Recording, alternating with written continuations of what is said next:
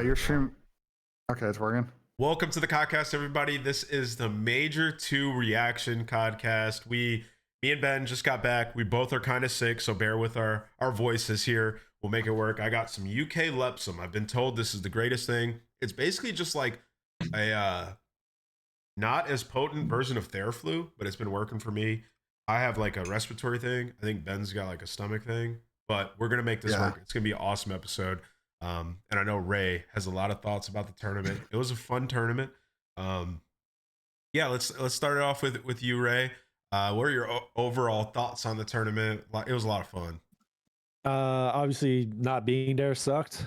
Got to watch with Tom and Sam and the Flank Boys all weekend. It was. I don't like. It's hard to say from here, but it looked like it was one of the better events we've had in a while. Obviously, non-champs event that we've had in a while. Like the Texas majors always bring the heat with the fans, but that event from a fan perspective looked absolutely insane.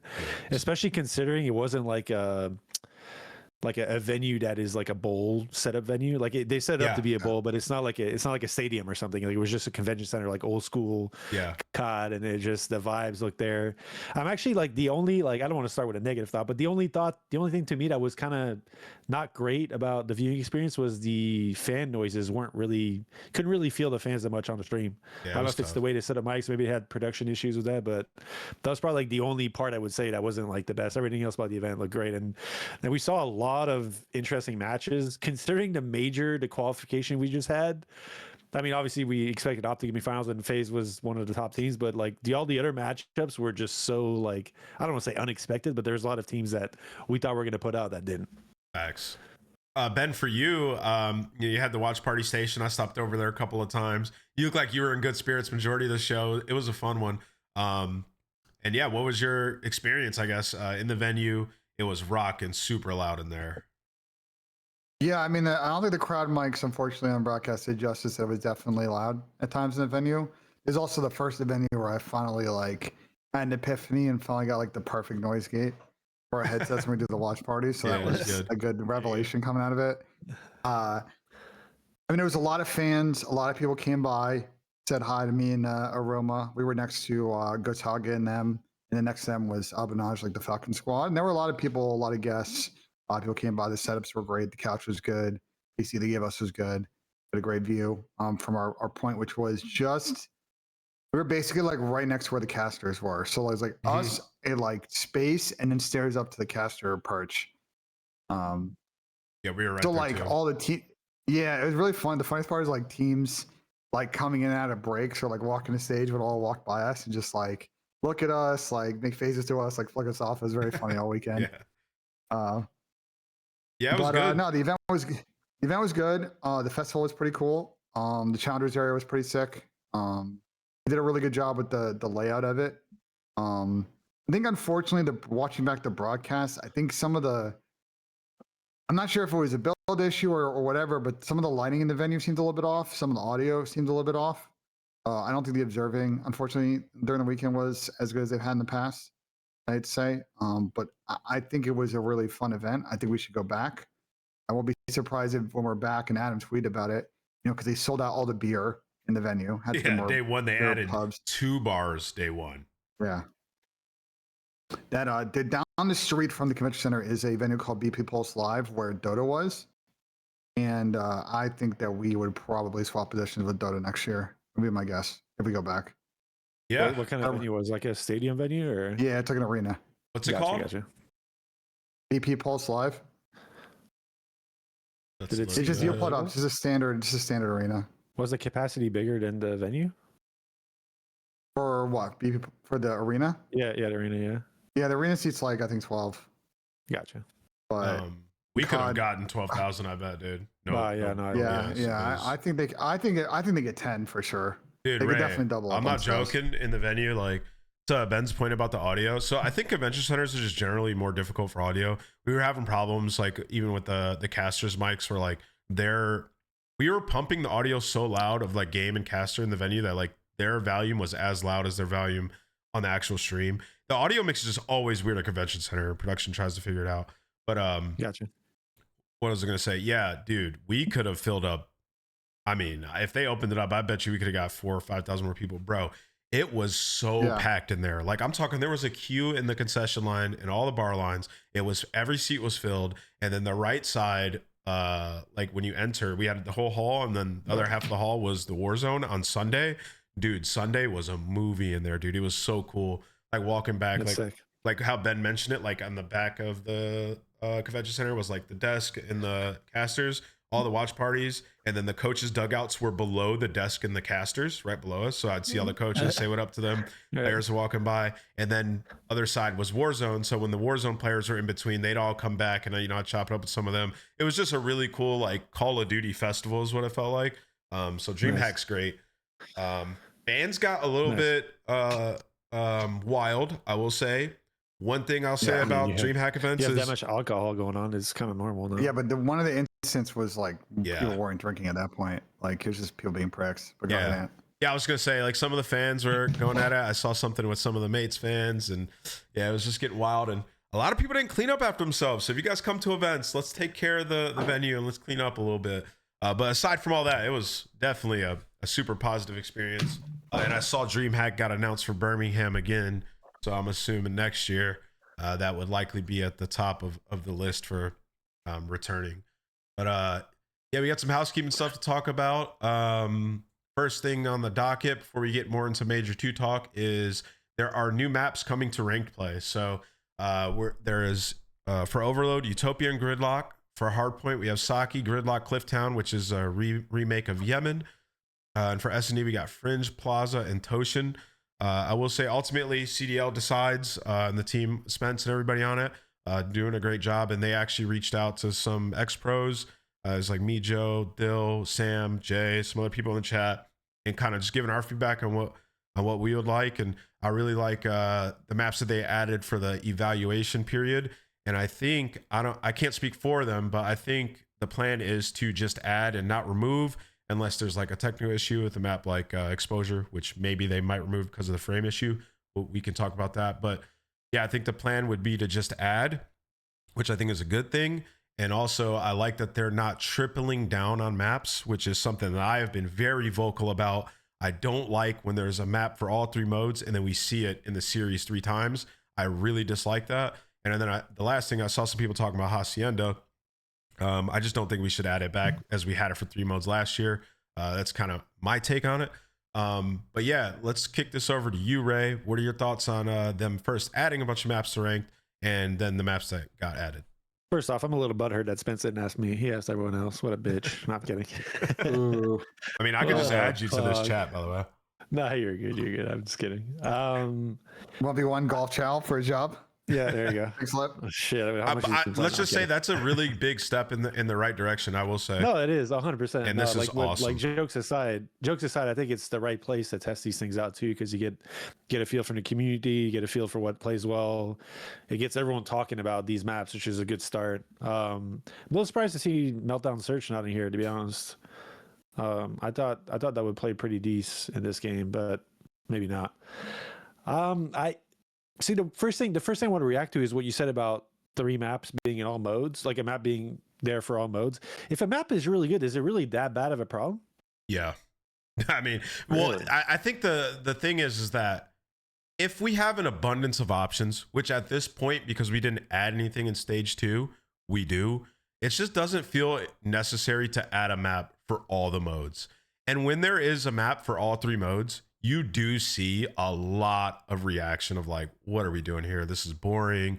This and that, the third. Like you see that a lot. And then to the ranked experience, just from playing a lot, I have over 500 games of ranked, getting the same map over and over, even if it's in different game modes, is not fun.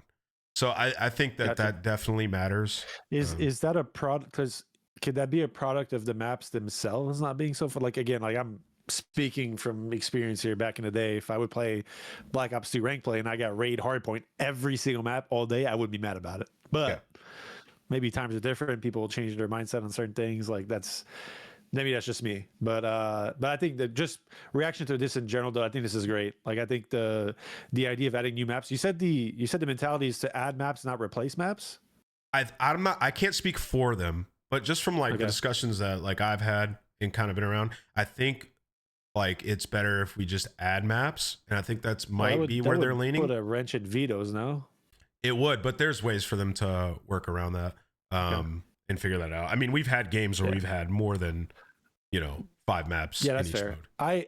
My take on it is that I don't like us having more maps just to have more maps. I feel like the pool should obviously we need a certain baseline of how many maps we have, but we should have only maps that are good in general. Yeah, like yeah. maps that pros don't want to play right now, or maps that just don't play well, or like for example, like if Exposure is still having frame rate issues, like that shouldn't Then be you a remove thing. it. Yeah.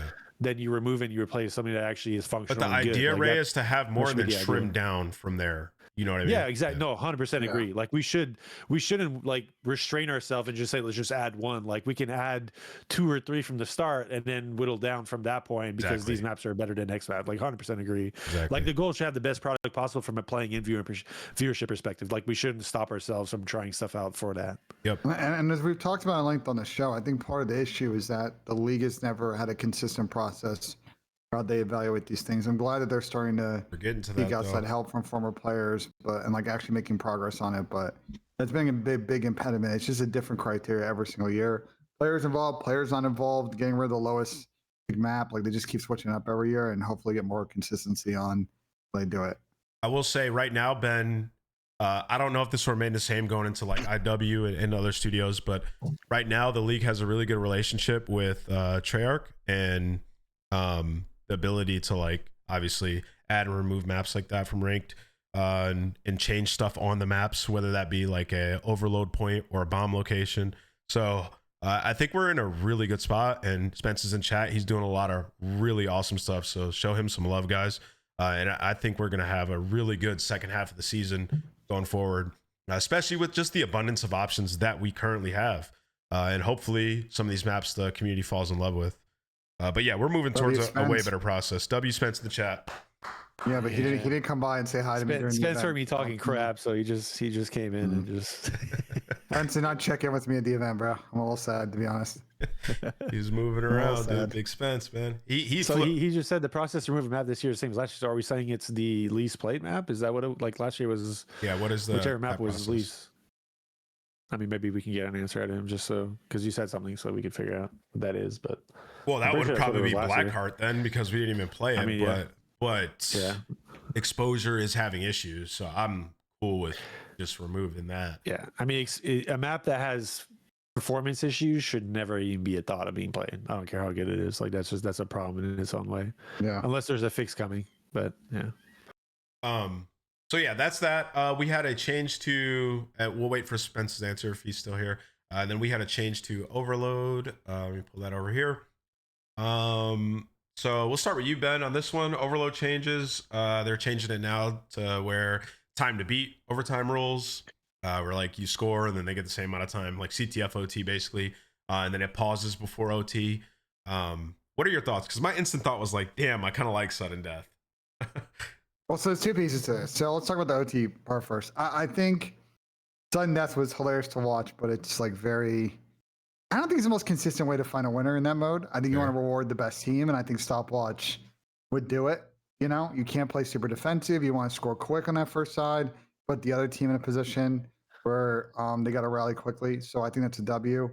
As far as the round time thing, pausing, I think that's a good add. I just think they may have to adjust the round timer itself so that the maps aren't going 25 minutes. Like you got to get that sweet spot at like 12 to 15 minutes. Because right now we're at 10. So I like them bumping up a little That bit. was what was great about Overload is that it could end quick, right? Yeah. I wanna address what Spencer's in the chat. So he's talking about the map pool thing. Combo of least played and leftover percentage. Tiebreakers, if there's one that would be a map that's more in the mode to help variety. If it's a map issue for sure, that would be on the block first. But like, here's my thing, Spencer. That's all great, but like, I think having a rigid criteria for how you guys evaluate the map pool is not the particularly right approach. Like, those are good data points to look at, but it should be a collaborative like decision because it's a very subjective thing. I'm glad you guys are considering all those pieces, but like, I hope you guys aren't like super rigid and going 1, 2, step 3, and like that's how you remove a map instead of looking at all the data points and making the right call on what's best for the game. I would tend to Because agree then with we you, end up in Ben. a situation like we did last year with what happened at Rewind. Like Rewind last Yeah. year was a good map. It just wasn't played early on because it was so one-sided. Teams hadn't figured it out yet, so everyone was shying away from playing it because they didn't want to pick it because of how strong his side was. But it was still a great map. It would end up being a great product for the league towards the end of the year, and it ended up being one of the good maps in the game. So I think that's you got to take that into consideration as well. Yeah. No, Spencer, we are saying we want the same process, but what I'm saying is that the process shouldn't be a rigid checklist. The figuring out what maps are best fit is I think fairly at times subjective process. And I think you guys can do a good job of looking at a report of different data points to make the correct subjective decision, whether that's you or multiple people or whatever. I think that's the point we're trying to make. Like if you're just like, oh, he's played, it's this map, like you then miss out on the data point of like, well, Rewind was actually a solid fucking map. Nobody wanted to play it because they didn't know how to play fucking P3 Yeah. because they were too ass. Yeah, it So could it's be like 3 really strong teams at a map, and other Yeah. teams just aren't good at it. Yeah, like there has to be some sort of like discussion as well, not just 1, 2, 3, get it out. Which I'm assuming they have. But yeah, we'll see going forward. This is definitely positive news, though. Yeah, I agree. For now, this is great. Hopefully, ranked play, people are enjoying it. And then the other part is I think the M15 and Dravik are both getting nerfed. I don't know if you guys saw that. I didn't pull up the link for it, which is great. One thing at a time, man. Let's talk about Overload. Oh yeah, back to the Overload. Ben spiraled us back to Spence. Ray, your turn with Overload. What are your thoughts on this? Do you think this is good for the mode and for the viewing experience? So the OT rule, I mean, what we had is I would compare it to like the penalties in footy, like in big matches, like the ending doesn't really reflect the actual like game itself. It's not completely different, but the parameters of winning an actual Overload game are way different in overtime. It becomes way more like search and destroy, very specific movements, and you're almost in a way playing TDM where it's almost best not to make actions at certain moments. Yeah. So to me, changing the OT rule from a playing perspective, definitely more expense. You could argue from a viewership perspective, it was super entertaining before because it would create these like really crazy moments that just have a very final say on who wins that map. But I could see why, if I was a competitor, a coach in the league, I would be pulling my hair out watching that. Yeah, for sure. That'd be very difficult. But man, when is it fun. Yeah. I mean, it's fun to watch. I would argue it's not fun to play. From I think the bigger one is more the time at which the time doesn't go down anymore when a team has possession of the ball, which I'm actually curious to know how it's going to work out.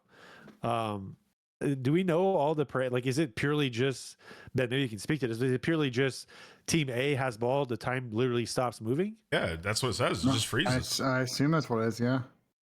I mean, bro, like, can we not have a game last forever now? Yeah, you could. You really could. It could literally be like 20, 30-minute games. That's why we might have to. Okay, so that's exactly what I was going to say. Spence just said, in my opinion, landing at 2.5-minute round timer makes the most sense with no possession. I 100% agree with that.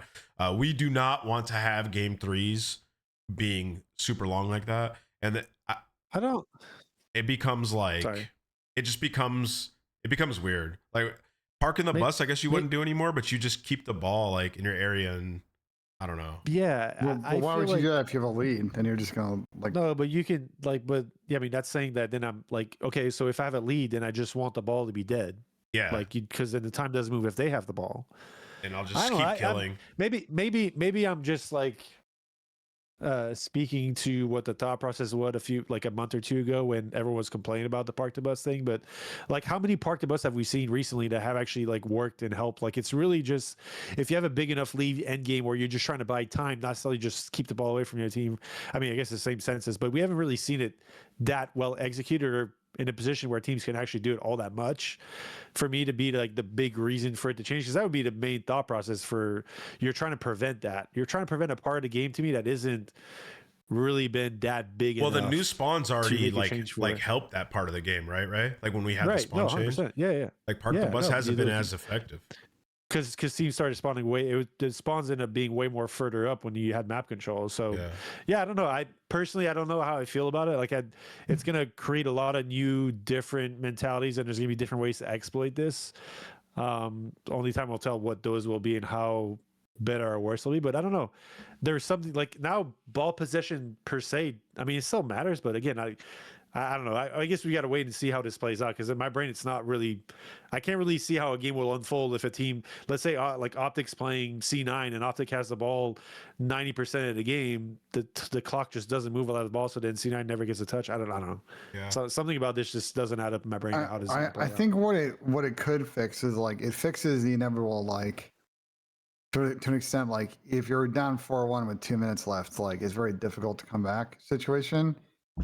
But I agree with you, Ray. Like I'm very curious how possession is going to work now with these rules, and let's see if it's for the better or for the worse. Well, it does sound I like thought- overload would just be like, at least with the way the spawns are now, which kind of fixed the park the bus. It would just be good if we just had the OT change and just the same Right. rules. What I'm hoping for is that this was a setting that they changed that we can change back if tested and it doesn't play well.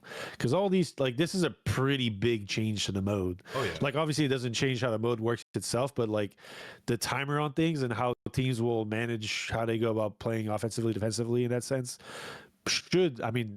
it's a pretty dramatic change, at least just from a first thought of how this could play out. Well, like I'm just so thinking it's like a interesting to see. Scar, where it's like balls down plane. We just keep killing for like a minute and a half and just like sell out to like get to your base and just keep staggering your push. Where it's like we have the MVP in the chat. Twin, did you test this out already? Did you guys play this at all or no? MVP, by the way. Doesn't that sound good, Twin? I think we'll get to Being that. referred as the MVP, my man. God, motherfuckers gonna have 60 kills. I mean, yeah. I mean, Yeah, it, look like- it You gotta definitely get Chris Campy diminishes on the map, bro. It definitely diminishes like device control if like for sure. Especially like now that I think about it, because Yeah, if we we don't played want to it, have so- the really, really long maps, right, Ray? We don't want to have long maps, and we do go with the 2.5 minute round timer, and you go up like 2-0.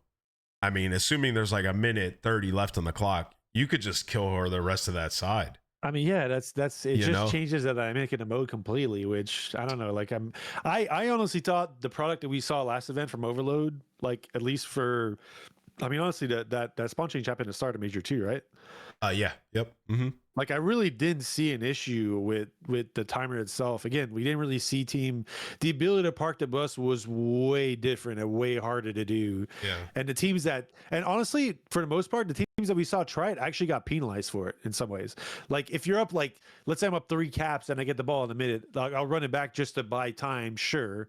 You could argue like the game's basically over at that point. It didn't feel like the parking aspect really helped all that much, is basically what I'm trying to get to. So I don't know. But yeah. We'll see how it Again, goes. only time. I don't want to be negative about it. Like time will tell. We haven't played it yet. We haven't seen it yet. So obviously we're just making assumptions, but it'll be interesting to see how it plays out.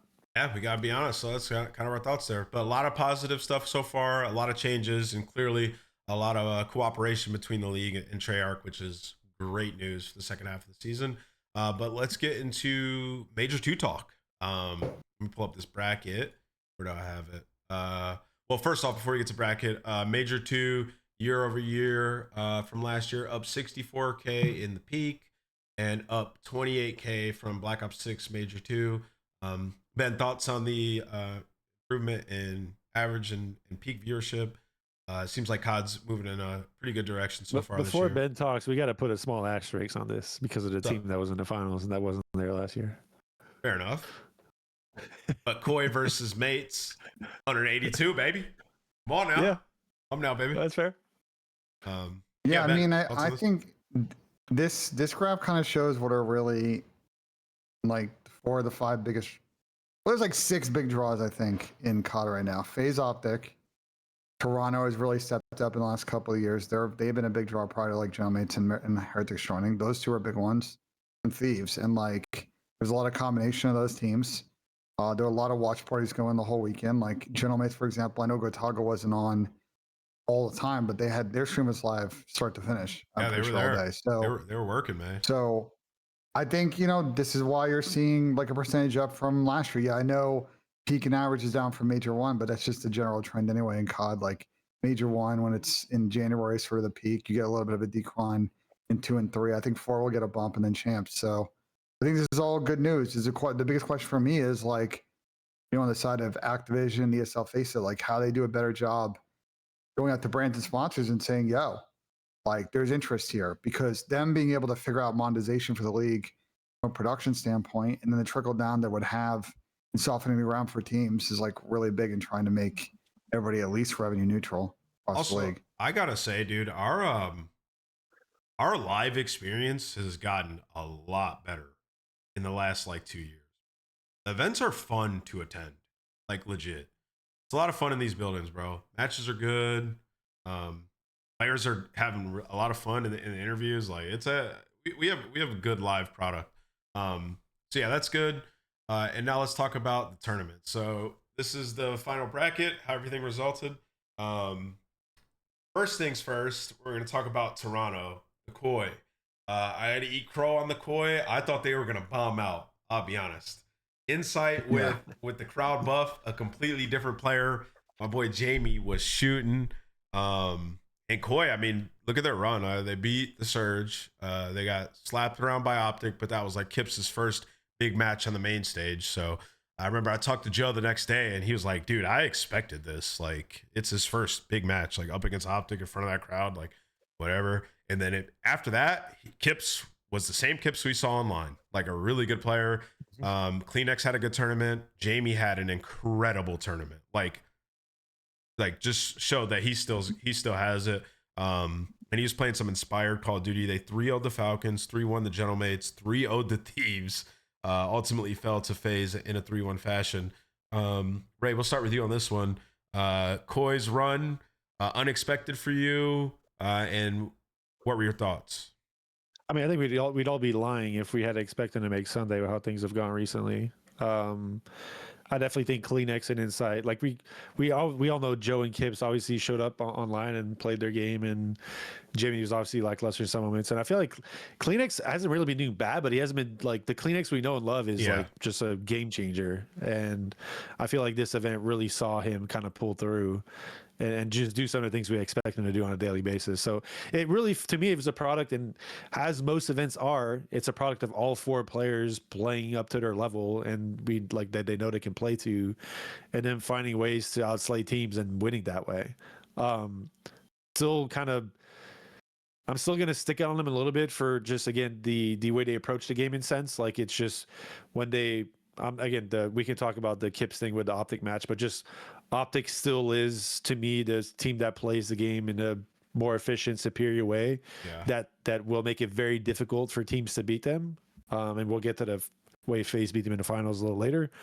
But no, they showed up. They played good COD. And even, I actually want to give them props for the match against FaZe in the Illusions final. They easily could have won that. Oh, yeah.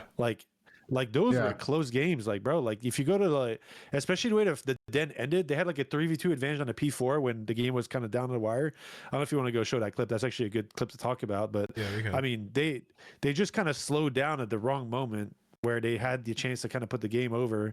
Just go to like two. It was like 230, 230 or something like that on the P4, the very last P4. Right. Keep going towards the end. Well, this is kind of worth watching, in my opinion. Just full screen it too after you're there. Gotcha, buddy. So they separate on the road, they kind of mess it up, and then here they're gonna break in and they're gonna get numbers here in a second. That's the next push, I'm pretty sure. They're basically one break away from winning the game. This is an awesome map, by the way. So right here, Joe. So Joe gets 2. They have numbers to push through here. Well, actually, Joe gets 2. They're spawning. Keep on. I just want to say, I remember this dead nade was incredible, by the way, Ray. It actually was a really good dead nade. It probably is one of the main reasons why they did slow down, to be honest. Yeah. But like you look at it from a perspective here, like they get 2 dead. Here's your advantage. Here's your chance to go and make a play to win the game. And then they all just kind of slow down and just end up getting picked apart. Jamie probably needs to just commit to the chow here, like, because he has help. I mean, again, it's all hindsight, Nancy, because like the nade obviously puts a big wrench in this, but like this is how close they were.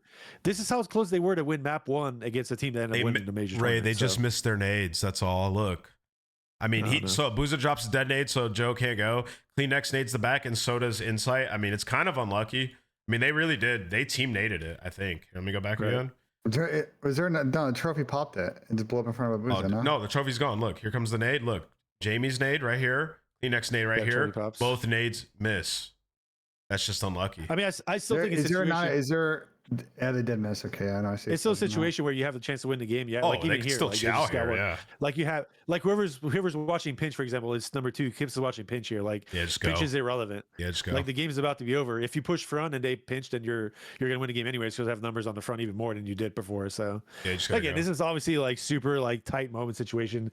It's easy for us to see, but more so to me, just the idea that it had numbers. Like to me, I would fully expect the team to push through and play to win there. And it's just more so bringing this up because this is how close they were to winning this map. And if I remember correctly, most of the maps in this match were pretty close. So Yeah. it's just it's what it comes down to, man. It's like if you have 4 guys showing up that are playing good COD, you have a chance to win these tournaments, regardless of what the side stuff is in terms of how you go about doing things. We're gonna get to face with this guy had like a takeover map in like 4 of their series where he just yeah, Jordan's insane, bro. he just That loses nuts. look at this stat line, bro. What the fuck? This is He did on an exposure too. I Yeah, can't an remember exposure. who it was, but it was their first match, I think, or it was versus Thieves, or maybe. I don't I think it remember. was against Like- Thieves. Yeah. Yeah. Jordan is, I mean, extremely biased, guys. I know he was on my team last year. I love the kid.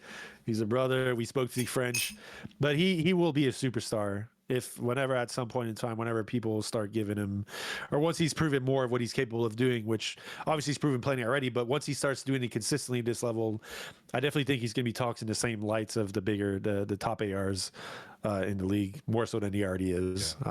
Just incredible takeover, super high IQ for the game, great teammate, great communicator. Just like he has very, very small, like honestly, like the one thing that I could, and this is speak, maybe he's gotten better at this already this year, but the one part of last year I would speak negatively towards him was how he uses stacks.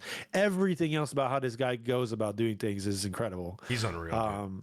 He's just an insane player and a good dude. So shout we'll out get to Boozer. that though. So save that stuff. Ben, you talked to me a little bit about Toronto's run. What were your thoughts? Definitely took me by surprise, and Ray as well as he talked about it. Yeah, I mean, because we were watching them online, and like again, they picked up where they were at with the overload online in stage 1, and their hardpoint was solid, but like they were just really poor at S&D online. Pre kip change, post kip change, and so I was a little worried going to this event because it's like, well, if the respawn falls off and S&D is fairly consistent. We've seen from Land Online, like I don't know. They pulled this event and they played really good ball in all 3 game modes. They got individual contributions from everybody. I know Kips had a bad series against Optic, like first play, whatever. Jamie had a great event. Like I think we finally saw Toronto play towards close to their potential. The problem is with Toronto, and I think this is probably more of a next stage convo, like is it similar to last year where this team is just like they're good enough to get 3rd, but they can't figure out a way to get over the hump and get in the final? Because I agree with you. They could have won. They could have won this series against FaZe 3-1. Both the hard points were very close, and they won the S&D. So Yeah. I mean, I think, to that point, it's just hard to win. Like, like when you get to Sunday and you get to these matches, I mean, it comes down, we just watched it, right? Like it comes down to they hit those nades or they chow that a second earlier or the Abuza dead nade doesn't stop them that long. Like, you know what I mean? It's the smallest, like little things you go back in hindsight, like, damn, you just kind of need the ball to like fall your way a couple of times, right? You definitely do. And for them, just didn't happen in that match. But overall, I thought, Ben, this was awesome progress for them. Like, definitely warrants keeping the roster. And then also, like, just got to figure out a way to keep this brand of Call of Duty consistently into online. Because before this event, they were sitting on the outside of the top 8. Like, they were, 9th, 10th. So, yeah, the search definitely has to become a little bit more. I mean, their search was good this event, right? It like, was. yeah, no, it was definitely But improved like this event. shockingly like yeah, better I mean, because that's a big. it's been 2 years. Yeah, that's a big one. I mean, again, like this is, like we talked about, and we need to talk about how you were calling heads here because you taking all the glade when you were right, and you gotta take a hit on this one, brother. Well, I need to hear it. Well, I'm not listen. saying full on apology, but like we need something out of you here. Well, here, this is what I'll say, and I texted you this I think like 2 days ago. If Insight plays like this is the result that you'll get. Like if Insight plays like this, Toronto will be a good team. You just need to see this consistently. But to be fair, my main gripe with Toronto, Ray, and you know this, has been their search and their defense in S&D. I thought it was awful. And now here's the thing, though. When you go back to how they played in this tournament, their retakes way better, playing way more aggressive. I thought that, here, let me go back. I think it was this. Was it the one versus Thieves? No, I don't think it was this one. It was an exposure SD they played where they were just retaking A, thunderously playing aggressive. I'm like, I just haven't seen Toronto play like this in 2 years. So if they keep playing like that, then yeah, I mean, I'll straight up apologize, say they got it. But I just don't You're know not if they have. convinced yet, is what you're saying. Yeah, in their search. I mean, they had a Right. great tournament. I'll tip the tournament. But like, is it a flash in the plan, or can they keep this going consistently? I hope they do, because I That's really fair. like that team, and I do think all the 100%. players Yeah, I are do too. great players. But yeah, I still think they got a step to take in terms of team pace to like sustaining this. Like, I mean, I'm not saying it's not like they outslayed teams by a billion, but like it's going to be hard, and it's always hard. Like we can, I'm sure we'll talk about Miami here in a bit, but like in the same way that Miami was having 4 players show up and play well online, like that kind of level of like performance across a team is not an easy one to reach consistently. we So you warned need to be everybody able to about fall that, back. bro. You need to be able to fall back on proper, efficient way of playing COD at certain times where the slang isn't there to still have a chance to win some games. And I'm still not convinced they're fully there, but this is obviously a step. Like confidence is a lot. Like confidence plays such a big role Oh yeah. into team success these days, and this is obviously going to help them a lot in terms of confidence. So I'm fully expecting them to push forward and have some better showings in the coming times, launching off this one. This was it. So let me go back as we talk about this, because this is like my actual, like, when I talk about Toronto's S&D, this is kind of my problem that I have with them, and they like fixed it here in this match versus FaZe. If you notice, like, FaZe just like love getting bombs down, bro. This is how they played all weekend, which is a great way to play S&D. But I thought that would be super problematic for Toronto, and they were just retaking, bro. Like, this is how I want to see them play. More buddied up, not as like not super on one side of the map. Like they're kind of playing mid here and just getting information and reacting. Like just a better brand of S&D by the Toronto Koi. They have to bring this into the online stage. They just have to. Like they were getting a lot of picks before they were in situation to retake. Like the 4-on-4 retakes are not easy to do. They're not. Obviously, it's not the biggest disadvantage of the world. But you have to put yourself out there a little bit. But like, look at this, right? Yeah, This is something they weren't doing. Like, okay, bomb's getting ready to go down. Let's fucking fight. You know what I mean? Yeah, Kips yeah. takes some No, yeah, I get initiative. you. He's got some help. Like when we would watch their search online, they just weren't doing this. They'd be across the map. Like they were letting bombs go down. Like they just weren't. They weren't contesting. No, I agree. I mean, it definitely it's going to be a way more consistent play in the game, and it's just based on how we see teams having success. It is the brand of COD that you have to be able to play at this level nowadays to succeed. So Yeah. Oh, 4, I see you in the chat, brother. Zach's just talking about Zach losing his 1-0-4. I mean, there's a smoke. He's just talking about the smoke. It's, Twin. it's just absolute comedy gunfight, bro. It's fine. It's Twin, I fine. was worried for you guys in the final because when this map popped up, I thought Optic had seen what they needed to. You guys were just like selling out to plan A every round. I thought Optic was going to bully y'all, but you just you pop take, Twin. You gave bomb over to Simp and you just started running it down. So that was a nice adjustment by you guys. Whatever y'all talked about, you said, "Nah, you get the bomb." Go. First round of them and then Optic series is clinical. The fucking day 3 pinch and 0-4 played the Divas corner of all time that doesn't get checked and like Yeah. I thought the last round was incredible from FaZe in the finals. The way they ended That the was good. tournament. So we're gonna Just- watch a lot of VOD from that. So let's keep it pushing so we can get back to that. So I'm gonna start with you on the next topic. Congratulations to Toronto Koi. I'm gonna start with you, Ben, on the next one though. LAT's run.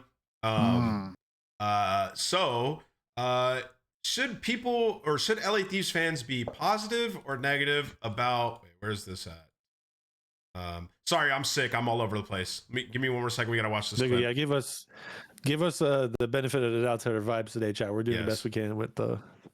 And I'm on medicine. So yeah, I slept like I'm a 3 little hours loopy. last night, so. Does this not have audio? What the? Oh, this is great, by the way. Oh, I don't have audio. Where do I No, get why? this clip, bro? Chat, can you I'll guys find it link from me the this stream. clip, bro? I'll find it from the stream. All right. I got you. Yeah, laid I'm back.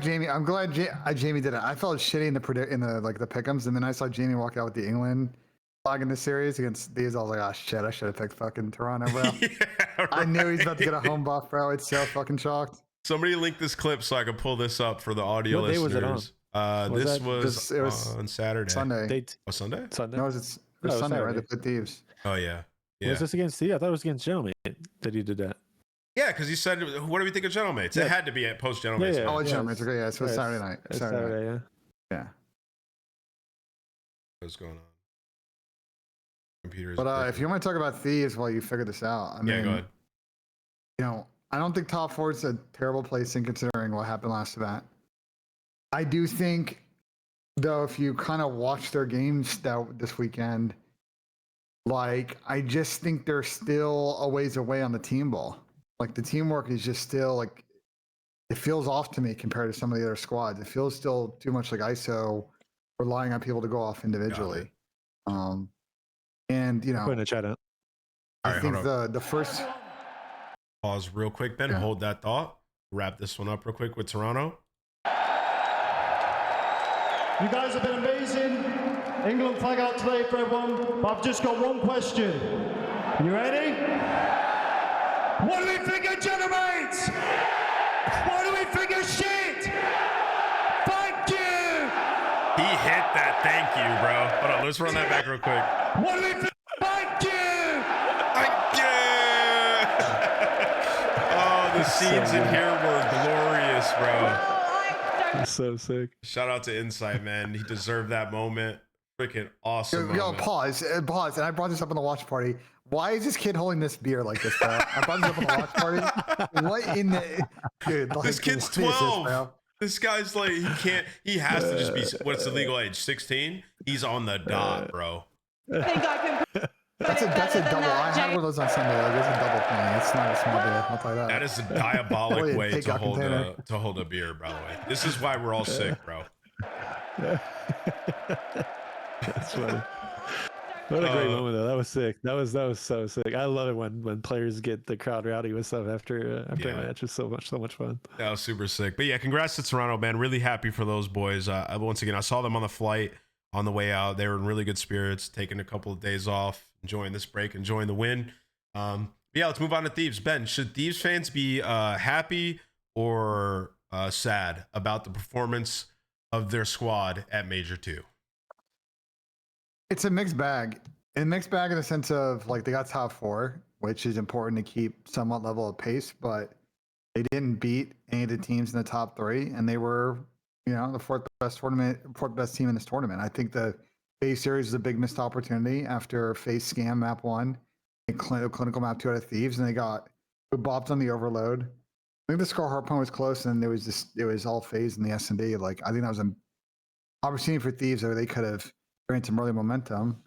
And, you know, yeah, I mean, you take a look at like the Miami victory, that was pretty good. The G2 victory were good. Like those are wins and teams they should consistently beat. But then they pulled up on Sunday and it's just, they just were not there on Sunday. Like I Scrap don't like, got fried on Sunday, bro. it's just rare, bro. Like this is a team that should just, I just think they're getting better individually at this game a little, but like the teamwork is nowhere close where it needs to be for them to win the event. So kind of my takeaway.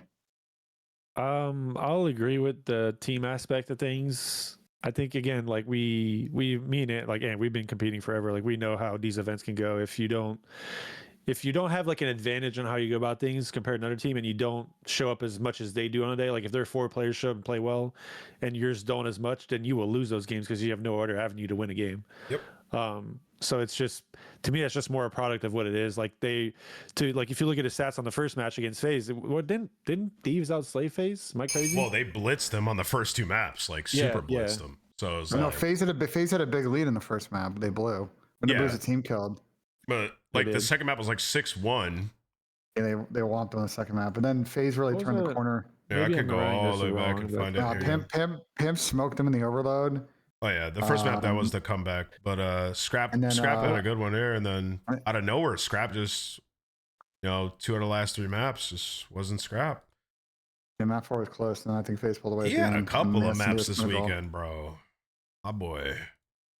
But like Hey. someone saying Classic Ben not giving Thieves prop for the comeback. My problem is like, we need to hold this Thieves team to a higher standard. Like they are not a team No, they actually got that should be outslayed. happy just like getting top 4. Like this is a team with too much talent, not be in winner or losers finals. You And have I to know look every team at- can't do that. You have to look at individual no, maps, Ray, because like Yeah, no. because the map 1. I mean, even was map a 1, good- like they won it, then they got outslayed. So it's like technically they definitely played better ball there towards the end. Obviously, FaZe made a few mistakes, but See, that's kind of like that's my take on things, and I hate to be this guy, and I don't want to take anything away from anything for any kind of performances, but it does still feel like Optic is the team that's playing the most efficient ball.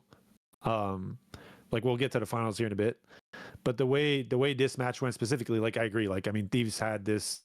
I don't want to say in the bag. Obviously, like it's you can't. Coming back for getting reverse swept isn't out of the question, especially how good FaZe played all weekend. And obviously FaZe was the championship winner, so obviously they were the team that was playing the best that weekend. So it's interesting to see and take in the comparison of Thieves to the other top teams right now. I definitely like it. If you look at the roster again, like we can talk about this all day. This is an obvious take, but like these guys should be placing top 4 should be the very worst they should place on a weekend. Especially because Neum is like really fucking good at Call of Duty. Yeah, he's been showing up. Like if he wasn't good, then maybe you could be like, there's no, but nah, like he was, in my opinion, in the last series, the one I was just showing, and I said this on the desk, he was their best player in the series versus Toronto where they got 3-0. Like that dude was fighting, bro. And I actually thought that he was like better on land than he was online. I have nothing but good things to say about Neum, bro. I agree. Kid's a really good player. He definitely belongs. That's like if there's any kind of doubt about it, like let's put that aside right away. Like he belongs on a top team for sure. I don't know, man. Like it's just a tough, like what's the way forward for these guys right now? Like it's a sense of obviously it's been lackluster so far. They haven't really done anything that we expect this team to do per se. Like it's even the games that they are winning, they're not like convincing to a point. Like we saw them win a few online towards the end of the stage where it looked like they were kind of picking up their pace and starting to play in a more conducive, like team-based way. But it's just inconsistent. I will say the Miami series is very clinical, but I couldn't tell if that was like because Miami just didn't show up. Yeah, no, that's fair. That's fair. Like, I think, okay, then that's a better way to put it. And then said the word consistent. I think that's a better way to put it. Like, dude, it'd be stupid to say these guys don't have it in them. We know they do have it in them. It's just a matter of like putting it together on a consistent basis so they never have these kind of like loose losses that we don't expect them to have. Let me ask you this, Ben. Put it. To me, and I'm curious your take on this. You always have kind of a good takes on these types of things. Does it seem like this team just has no resolve? Like when they go down, when they lose a map or like they go down like in the series, it seems like it's kind of like GG's, bro. That's kind of who's the leader of this team? Can I stop that conversation right away, bro? We saw him come back from like 120 points down to FaZe in map 1. Like, okay, but then you're up 2-0. I think it's way harder to come back in a single map than in the series itself. Like the but they unacceptably no-showed on Sunday though. Like I'm sorry, the Sunday performance is unacceptable. But also, it's a day-to-day thing, bro. Like Toronto showed up. Like it's not like Thieves didn't show up at all. Toronto clearly showed up to play, bro. Like they beat Thieves. Yeah, but I think that they had the comeback, opportunity, bro. Like they didn't take advantage of the opportunity against a Toronto. But I think that comeback that you're using though is the exception and not the rule to this team on the season. We've watched them for half a season so far, and that hasn't been the case with this team, Ray. Where they've had the ability to like go down and come back and like rally back. That's not been the case for this year. Yeah, right? I don't know. That's got to be the exception, bro. Like it to me, it's just the amount. Like, I mean, yeah. If you want to talk about leader, I guess you can go there. You guys keep going on that point if you want. But I just think it's criminal to speak on that sense, just because of the players they have, and they've been in many situations before that they've had to come back in series, and clearly have had. Like the only player we don't know of this is Neum because he hasn't been in the league very long. But every other player has been in these instances before and have been able to do that. He was the one who had the most composure on the team. I'm more so speaking of the other three have been in situations in their career many times, and they've won plenty of tournaments being in situations where they've had needed resolve and have gotten to that point before. Okay, so let's ignore the comeback. Sorry, Ben. Well, I asked you this question. I don't know why I'm answering, but I just want to say this one thing to Ray. Let's ignore that one comeback on that map, though. How many clips have we seen of Thieves of just like ultimate collapsing throughout this year that we brought up on this show of them like in a good situation and just throwing it away? Yeah, I mean definitely more than not, but still, I don't know. Here's my thing is like I want to be optimistic about Thieves, and they also have the world's easiest split coming up. If you want to go pull up who they fucking play this split, they're getting the second seed unless they completely suck. I mean it's unbelievable who they have this stage. Is it that easy? Oh yeah, it's bad. Major. I think for them it's wow. Yeah, Miami, Cloud9, Vancouver, Carolina, and G2. Yeah, and they'll play Optic, Gentlemates, FaZe. They don't play any. None of the Sunday teams at the major. So we can't evaluate Thieves until the minor bracket, I guess. Really. I think But he's still like that's the thing for me is like I would want to see them play the level we saw him play like in the matches that they have played well, like the Miami match, for example, or the last few matches online leading up to the event where they were like consistently doing things well, or even this like I know it's taking a bit out of a map, but like the second half of that Den Hardpoint they played against Yeah. FaZe, like they clearly have it. It's just a matter of like we want to see it repeated to a point where the other stuff doesn't show at all. Like Yeah. if they can, it's easy to say yes, it's a lot of ifs and buts, but if they can get to that level, we're not having any conversations negative about the team right now. 100%. yeah, but the Yeah. problem Like, is this team is it's competing been and five months and they haven't been able to do it. And like Yeah, I'm just concerned. I'm concerned that like everybody on this team, even Scrap and Paco, like they are people that get set up. They have been on teams where that like leadership, that work ethic drives comes from somebody else. And like I'm just curious who is driving that on this team. If it's the coaching staff, like that's not enough. Like, you should can't be be relying on Abe, the coaching right? staff to just. I don't know who it is. If someone wants to tell me, let me know. I'm just fucking curious. To be I honest. mean, we don't know what's going on in campus. Yeah, I don't know. We're just there's no point in making like random assumptions about things. Yo, We have Ben's no idea. No, but hilarious. no. Because I know you love to this, Ray, but like, it still stands that our biggest concern with this team coming in. We talked about this on previous shows. Was that we weren't sure how the pieces were going to fit together. It might be an awkward fit, and people have to self-sacrifice. I still haven't seen them yet, like do that. Like they default sometimes to the hero ball play style where they just don't play at the fucking 8 pace that they can actually play at that we saw online and in like the Miami series. Bro, Like that inconsistency is really annoying. We saw from Toronto last year. Look The at last this year's Toronto team roto, was just- bro. It's, Yeah. this is helping your point, Ben, because you're right. Like it's like you just see them crumble in these spots where it's like I don't know what's going on. I don't know who their leader is. We can't speak to their camp because we're not in their camp, so there's no point to speculate. But yeah, I would tend to be on the side of Ben here that yeah there needs to be somebody in that camp that can step up and be a leader going into these series, especially on LAN or going into a Sunday. Because I feel like that their resolve is not as strong as some of the other teams that we have, namely Optic, FaZe. Kenny says they all speak, by the way, but like that can be both good and bad. Like I feel like this is, and I'll be very candid because people have been on this roster before, have talked about this for a number of years. Unfortunately, Thieves have had a number of like chemistry issues across a couple of different teams that have, I think, yet to be resolved. But like I don't know if that's happening this year. I have no idea, but like I want to see, especially this stage with how easy it is for them going into pro-am. I want to see Ernie and Paco step up and become the leaders that we expect from guys that are all-stars, right? Yeah. Like, drive the engine of the ship, lead by example, because this team has got all the tools to make it to a final. Neum was a great pickup.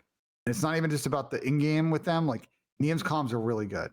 They're Really actually good. excellent, to be honest. Really good. And like they've got all the pieces to make it work. So I want to see them like actually get the ingredients put in a fucking pot and make a Michelin star dish. I will say progress isn't linear. You know, it's progress is up and down. And that being said, LA Thieves have made progress. They have. Yeah. And the fact is the result in the placing. Fact is the improvement in, you could see it, the improvement in the online qualifying stage. And to all that point, I did catch Neum in a chat. I don't forget whose chat it was. I think maybe it was Zin's chat or something. But he basically saying like, we're gonna be good, bro. Like, trust. Like, we're confident. We feel good. So that's the one thing I saw from a Thieves player. And the fact that he's confident is fantastic. That he's their rook, and he can continue to get better. You know, so we don't know the ceiling on a player like him. He's brand new. So Thieves, they have an easy split. They could go 5-0, and we'll be able to evaluate them after the minor tournament probably. But yeah, after this next major, if it's a similar result, then I think we'll have some stronger conversations about them.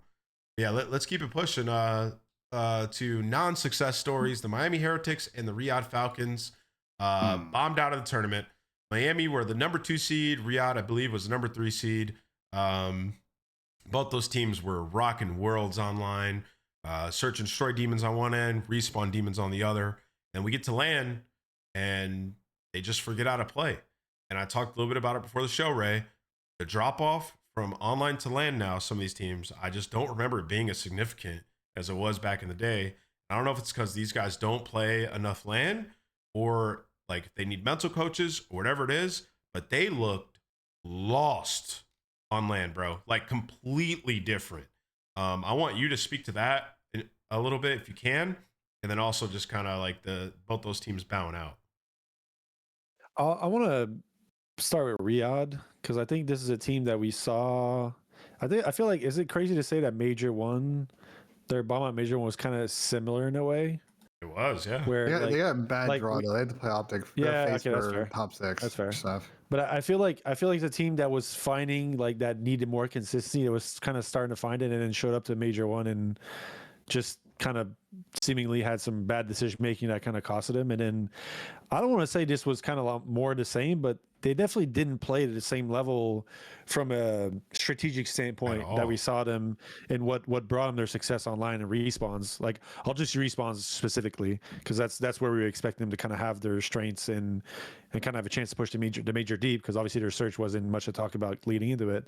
But it was just completely different. Like a lot of solo stuff, not really like pushing out the right areas. Certain players, it just, I don't know. It's hard to tell exactly what's going on within the camp from an outside perspective. Right? But, It looks but crazy. just the way they were going about things just looked completely different than what they were doing online. And it felt to me like this was going to be the event where they really pushed the meter on it, because we saw them find a lot of consistency in their matches online. Like even the ones that were losing, like it never really felt like, at least it never looked like the Major One matches they had. They never felt like they were completely lost. Like it just felt like they were losing matches for certain plays. Like a mistake here and like, there. it wasn't really like, it wasn't totally on them, right? Like it just felt like this major, the way they were going about things just felt like they weren't conducing much to having success at all. Ray, watch this. Like even like just pause the score. Look at pause this, the video. bro. Can you pause the video? Yeah, it's possible. Just real quick. Yeah. Okay. So it's 121 to 40. Look at the slaying. Like the slaying does not indicate a team should be losing by 80 points going into the second P2 of a map. Like that just, like we are doing something that isn't conducive to success here if the slaying is this close and losing by this much. I mean, it could also be Minnesota playing this really well, not taking anything out of them. No, it's but, not. yeah, It's well, like they're playing fine, but like I want you to see, Ben. What have like me and Ray said about this team? All like what they did really well all last split. Like, do you remember what we talked about every time we talk about their hard Falcons? point? Yeah. Yeah, I mean they were paced and they just moved and they moved as a unit. And You they, heard like, that word, forced chat? trades and they ate people. You heard that word, pace? Now tell me if this is pace right here, bro. Rotation. You just gotta kill.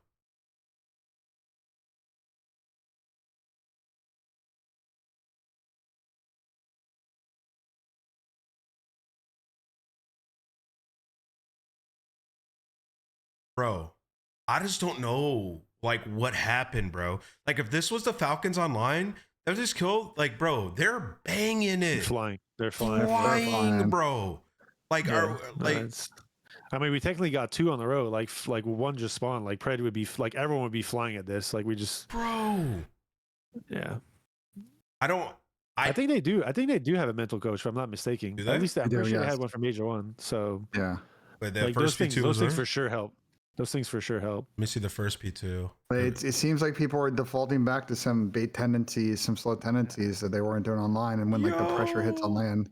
But this is a good example. Xnid, what This is are a good we example doing? of what. This is a good example of what they were definitely not doing, or at least not as much online when they were finding success. Like this is not conducive to success in any capacity. So Dude, MC is playing It's a good so point. slow, dude. Like this is the problems we had with MC like 2 years ago. He would like play super slow and like not get to his team. He just like went back to that for some reason. Like Pred like hitting these long ass pinches. Like look at this pinch on a Pred. I'm not even necessarily saying this is like the worst. It's just like not what we were seeing from them at all. Everybody's across the map on different chows, losing the 1v1s. Like, I don't know, man. It's just a different brand than what we saw. I don't know what they have to do, but like the drop off is significant. I mean, it also didn't. I'm gonna be candid, bro. It also didn't help the accident went from dropping like a 1-2 online to just True. not really having a slaying impact in any of these series like that. It's still a game of kills. But does and, like, pacing Xnid out, like- is Xnid like controlling Selim's Almost- left stick? No, he's not. No, but like but AG and Xnid were also making slow ass fucking plays too. Like their whole team just wasn't like playing with like the fucking pace that we saw online. And I don't know I don't know what's going on in that camp when they load in these land matches, but back-to-back top 8s is not what this team signed up for. No. And I will like the one thing I want to keep reminding everyone, and I say this a lot, but this is to me something we all need to like think about when we're talking about statistics and whatnot. Like that situation that Ange just showed on the breaking P2, like if they do things in the right way, they're immediately in a good situation. Obviously, if they win out the fight, I'm not saying it's a guaranteed win, but if they give themselves to win that fight quickly, they're immediately in a situation where everyone's pushing out lanes that they can get free kills. That we see them like pushing pace, having that kind of pushed up part of the map where you have a clear advantage to get kills. Like if you don't break or win the rotations in a proper way or do the things that we're doing online in comparison to what we just saw, then you don't get to those positions in those instances where you can get those kills and then your stats look the way they do. Yeah, like basically, especially like for sub players. what Ray's saying, chat, is like this could literally be like Exnit could be sitting there like, yo, what the fuck? I can't get into any of my flow spots. You know what I mean? Like we can't just instantly be like, yo, this is Exnit's fault for stats, which is it's fair to say because everybody looked like they weren't playing the same and they weren't playing with the same pace. Like if they wipe those guys P2, Exnit could just be front, wall hop slaying, bro. Like picking up kills, going crazy, but they don't. I hear you, man, but like if he was dropping like a 0.9, it's like whatever. But like he has played 5 series on LAN. He played good in the C9 series. The other 4 have not been close. Like yo, he's bro, one of the least experienced. Hold on. Cap, what requested we watch this Overload breakoff, Ben? This is what I'm saying, Ben. We and you sat here and talked about how good they were at Overload all split they were long. amazing. Yeah, they were literally amazing. Like I thought that they were the best Overload team. They got 2 like, dead with the were Rock. by far the best too. We got 2 dead with the Rock. Yo, this team right here is terrified. What the fuck are Kiz and Pred doing? I don't know when Kiz and AG aren't flying, trying to check my cut. Look at Exnit. He's tweaking with the ball. He's like, what are we doing? He's in a blockers. Yo, There's no space 7. game taken. 6 and 7. Yeah, I don't know. And we need 5. What the Like, I don't fuck? know where We just killed 3. What is he watching? This is this is last guy to pit. I don't know. this is crazy. But let's just keep it simple in a way. Like I don't want to like spend too much time on like putting him down, but like it's more the sense of like this is not what we were seeing online at all. Like this team completely had a mindset shift, mentality shift. And obviously this comes down to the players, just for whatever reason, feeling certain situations differently than they were before. But like this definitely is not the team we expect to see. And the team that we didn't see online. Like it just wasn't. Like this is completely different. Yeah, but like this right here though is like super, super weird. Like we have 3 dead and we are paused. Like I don't know. I don't know. Yeah, I'd be pulling my hair out in this situation if I was Clay, to be honest. It's just a weak one. Go ahead, Ben. Yeah, they're in a position where they have a lot of players on roster and challengers. Like they don't have to necessarily make a change. They probably will. Like they can trial a couple of different looks on how to make a lineup with Exnid, without Exnid, and Nox and QK, and see if the comms are like can actually work at a CDL level. Like they've got some time to eval, but I don't know how you. Would we not, but like that doesn't change it. Like all right, you could put Lisana Gaib here for Exnid. He does his job. He rips the guy low dirt, grabs the ball. Like who's coming in and fixing this? So who are you dropping then? Like how are we fixing this? I'm not. See, like your brain just default. I'm not even attacking you, but your brain just defaults to like dropping. Which I'm not saying they should or shouldn't. I don't give a shit what they do. But like, we gotta like get it through to the team. Let's play how we. Yeah, this is a team mentality thing. It's not an individual mentality. Like this is them as collectively as individuals and as a team, just not recognizing what's going on here. Like this, straight up. Like straight don't up. drop anybody. I'm gonna be honest. They got back-to-back top 8. I think someone's getting dropped. This is separate issues though, Ben. Those are separate issues though. You know what I mean? Like this is like a team concept we're talking about right here, and then like, do we want to get better by dropping somebody? And if the guy that you drop and pick up is coming in and like somehow getting it through everybody's skull to like play how we do online on land, then maybe. Like who's that? Can we not take a step back before the event? They were statistically like first or second in both respawn modes? Yeah, they were top 2 in respawn. So it's like you need to find what's not making them click when it gets to land, not like the change. A change isn't necessarily, and not only were they getting better, like they were finding a lot of consistency in it. Like we said earlier, like even when they were losing those maps and mode, like in those modes, it wasn't anything like, they didn't just threw this away. Like not to the level we're watching now, at the very least. So it's like we know, this team can accomplish good things. They were the only team beat Optic online. Granted, it's online, doesn't matter. They were putting out teach tape. yeah, this is just so different that something else is going on in these instances that's what needs to be addressed, like in a way it's possible. If it comes down to a point where like that they feel like they can't address it, then you start looking toward a change. But bro, like we were top 3, top 4 team at worst, even where their search was at, which is something they can focus on, improve moving forward to become a very consistent, well-rounded team across the board. Like, how are we looking at a change directly? Like, I feel like it'd be hard to say I'm sorry, guys. You guys know how this works. They got back-to-back top 8s. I think there are probably people on this team that want to see something else, and that's just how it's gonna go. No, Ben, I hear you. I know there's a lot we don't. It's just you guys have seen what happens. No, Ben, I hear you, and sometimes I'm like, I'll be kind of in between, like you on like Ross changes and stuff. But like this one, I promise you, bro. Like the tape is so much different than what it was online. Like, wait, like I'm aware. I watched it's the fucking not series, a player. Like, I'm telling you, it's not a player. Like, it's not, bro. It is their thought and they're gonna approach they're gonna have to shuffle something up, and I think what they'll probably do at minimum is probably trial a couple of their other Saudi guys. Either as a message. None of that's gonna matter. None of that shit's gonna matter if they have the same exact operation. Well, this again, like I don't know how to. The problem is their issue is just it's such a tough issue to fix. Like, why are we all defaulting to mentalities that we don't do online? I assume don't do in scrims. Like they go to LAN and they're just slow poke fucking Pokemon. I do know before their first series that they didn't get to scrim, which could have just checked them out. Pred was also sick. They had a long list of excuses that they could use. So I'll put that out there, but like, there's no excuse for like what we just saw in Overload or what we just watched on P2 and Hardpoint. Like at the end of the day, those are and we could also mention that their S&D wasn't that good this split either. And like once the respawn falls off, like they don't have a good enough search bag to like consistently be able to bullshit their way through series, right? Like I don't know, bro. I've seen this kind of too many times, and usually what happens in this situation, especially I think the pressure they're under, because like as good as they've been online. I'm pretty sure if you look at the standings, they are like the last team in the champs right now.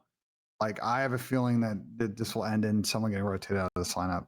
I was gonna say I talked to Clay a lot, bro. Like, feel bad for my boy. That like you could put in all the work you want. Y'all could be cooking. They were setting trends online. I swear, especially in Overload. You get to LAN and bro, I don't know what's going on. They got to figure out a different process, but we can keep it pushing. I think what Ray said is kind of like the main thing here. Is like they just got to figure out how to emulate what they were doing online. I don't know what that is, but that's for their camp to figure out. It's a hard solve, to be fair. Like there's not a specific answer. You can't really put your finger on one thing. I mean, there might be something internally, but like obviously from us from the outside, we can't really tell. But it's definitely it's a tough one, man. Because it's not like they looked a little different. Like it was pretty dramatic in terms of how different that team looked online to LAN. Speaking of dramatic, another team that had a dramatic outing at the tournament was the Miami Heretics. Talk to me, Mr. Ben J. You had some high hopes for them. What happened, bro? What happened to Miami, Ben? Bro, they were such a free run. Bro, the thing is, they were good coming in this event. Like they were good across all 3 modes. I know they lost to Carolina in Game 5 on Sunday, but going into the event, but like then they won a pretty clinical 3-0 against a Chalk Boston team. Like I'm like, okay, well Miami pulled up this event. Yeah, they're like favorable. Well, they're in like the bottom side of the bracket with Gentlemates and FaZe and Thieves. And like it will be tough. Like they're gonna have to play their best shit. And like, I mean, the Gentlemates series was like, I think some of the maps were pretty close, but they got kind of outplayed, I think, in that series. And then you're like, okay, 40 something for the loss in that one. Pretty sure. Yeah, like those. But then they just pulled up to the Thieves series and just showed fucking no life. And that was the weirdest part to me. It's like, okay, we have a tough loss to Gentlemates with Rally. We'll play a Thief teams that's coming off like they lost a reverse sweep. They're probably potentially feeling worse than we do, and they just showed no life in that series. So it was very odd out of Miami. They were just out of the tournament on Friday. I will say, we're going. What do we talk about leading into the event about this team? I mean, I've been warning people for a while that this team gets so many kills. If they don't get the kill, I told everybody right after the Carolina series, Ray, if you remember, I said, this is a team that also finds kills. And so if you're not playing good Call of Duty, and they outslay you, you're going to lose. And that's what happened. And look what happens to Miami. Not only that. Super's not God, and they lose. The Gentlemates series, who outslayed who on the first map? But Miami probably did, huh? I don't know. Miami Let's go- outslayed the Gentlemen by 2 kills in the first map, lost by 50. Who outslayed who on the third map? Let's go look. Where's a gentleman? Miami. I'll tell you. I got it up. Oh, okay. I mean, you can show it, I guess. Miami outslayed Gentlemen by 2 Does that kills on match the third up? map, lost. There it is. Who outslayed who on the fourth map? Yeah, I mean, they just outslayed them on every respawn and lost. Like, He bro, lost all 3 respawns on outslaying. And see, like, this is a problem, bro. It's not. It's You've been saying to be it. fair, it was Gentlemen who are also a very efficient team, but like it's just like being reliant on kills is not something that's conducive to consistency. Never has and Unless- never will.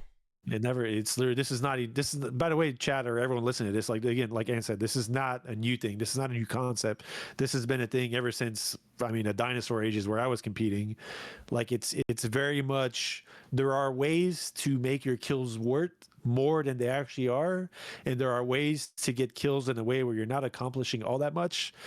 And like the clip we just showed from Falcons, for example, on the break off of that exposure, they got 3 kills and then nobody went forward. So theoretically, you have to get 3 more kills to then go forward again. And 3 And to if you score. keep inching your way up a map, then you're just never really getting done with your kills. And eventually, bro, it's COD. Like eventually some of these guys, like they all can shoot, bro. Like you're not going to be able to win all these gunfights that consistently. So I just think it's a product of, again, like the way they were going about things. We kind of saw it online, like in their success online. Like if you look at most of their matches, like all 4 of them were putting out They all caught statistically for fire the in most this part. stage. All Like 4 yeah, of them. none of Yeah. them in a very similar way to how Toronto went this major, in my opinion. Like that's how Miami was playing online. Like it was very much like we're just gonna outkill you. We're gonna kill you more than they kill us, and like this should be enough to get us to win because we'll be able to take advantage of some of it at some point. Yeah. And they were a good search team. So they had like the makings like And win they're series. great. No, not good. Yo. They're great great search search team. team. And to be fair, still this event as well. They were Yeah, like it's good.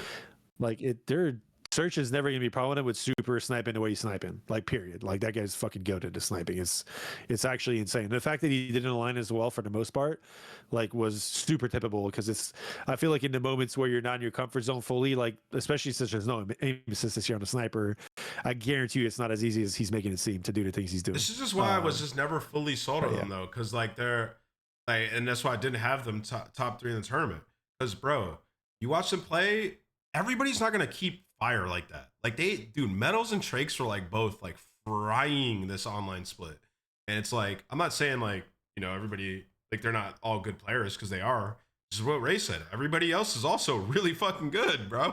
Yeah. Like it's really hard to just blitz teams Like consistently. With how easy it is to aim now, like the general, like obviously we can all agree that games make it more seamless to be able to consistent at aiming. Like these gunfights are even more 50-50s for the most part than it used to be. So if you're not taking advantage of the kills you do get, then at some point in time it's going to bite you. And I just feel like that's kind of the story of this event for these guys in the first match, and then that these matches just got outslayed severely. So it's like you're like regardless of what efficiency they were going to go for, like I think they got out, like on average they got outslayed by like 10 kills each. I think if you even out all the players, so it's just winning a series that way is gonna be really hard. But yeah, I think moving forward, like I would love to see these guys trying to find their way and being a little more going about things in a way that's just more productive when they do get their kills. Whether it's to me it's not extremely difficult. It's more of like it's finding a way to find pace as a team and not as only your subs. Like I feel like the ARs need to step up a little bit and in finding space on the map when they do get their kills and not stick to their good positions as much. Like if you look at all the best teams and their ARs are always in there, like Merc for example. Merc's probably the best example you can use. Kid's fucking goated and gross at the game. Like when he's doing stuff and he gets kills, he's always in your face off spawn, always making your life miserable. There's never a point where they're just really just sitting there. They're always trying to when he move has an the needle opportunity, forward. Yeah, they always take advantage of their opportunities to move forward and take more Same space. with Draza. Draza's another really good example of that. So it's just, I think that's where they're lacking. And obviously it's collectively, it's not just the ARs. Like same with certain situations, you can argue with the subs doing that. Like it's just finding a way to take more advantage of your kills. And I feel like it's not incredibly hard to do. Like there's plenty of examples out there of teams that are doing it well. You can go watch and just do like I'll use a Crimsix term, to Chinaman, where you just kind of replicate what they do and try and make it better. So I feel like this team is still a team I have faith in. But they definitely need, like we talked before the event, they definitely need to find a way to find more win conditions than just outslaying a team by an amount that's insurmountable. Yeah, I totally agree. And we talked about this, weeks prior, and on episodes, leading up to it. For you, like, what's your main takeaway, I guess, of Miami? Like, where are you at with this team?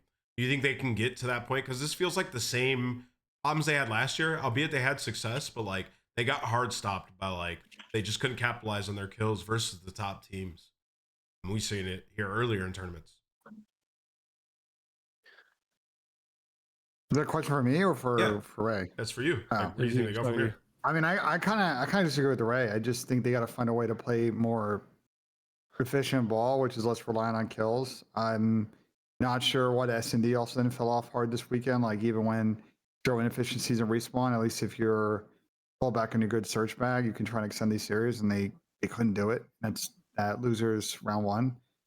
So I mean, it's just a very disappointing event. I don't know if they're going to make a change. I assume not, but I'm going to see better for them at the Pro-Am.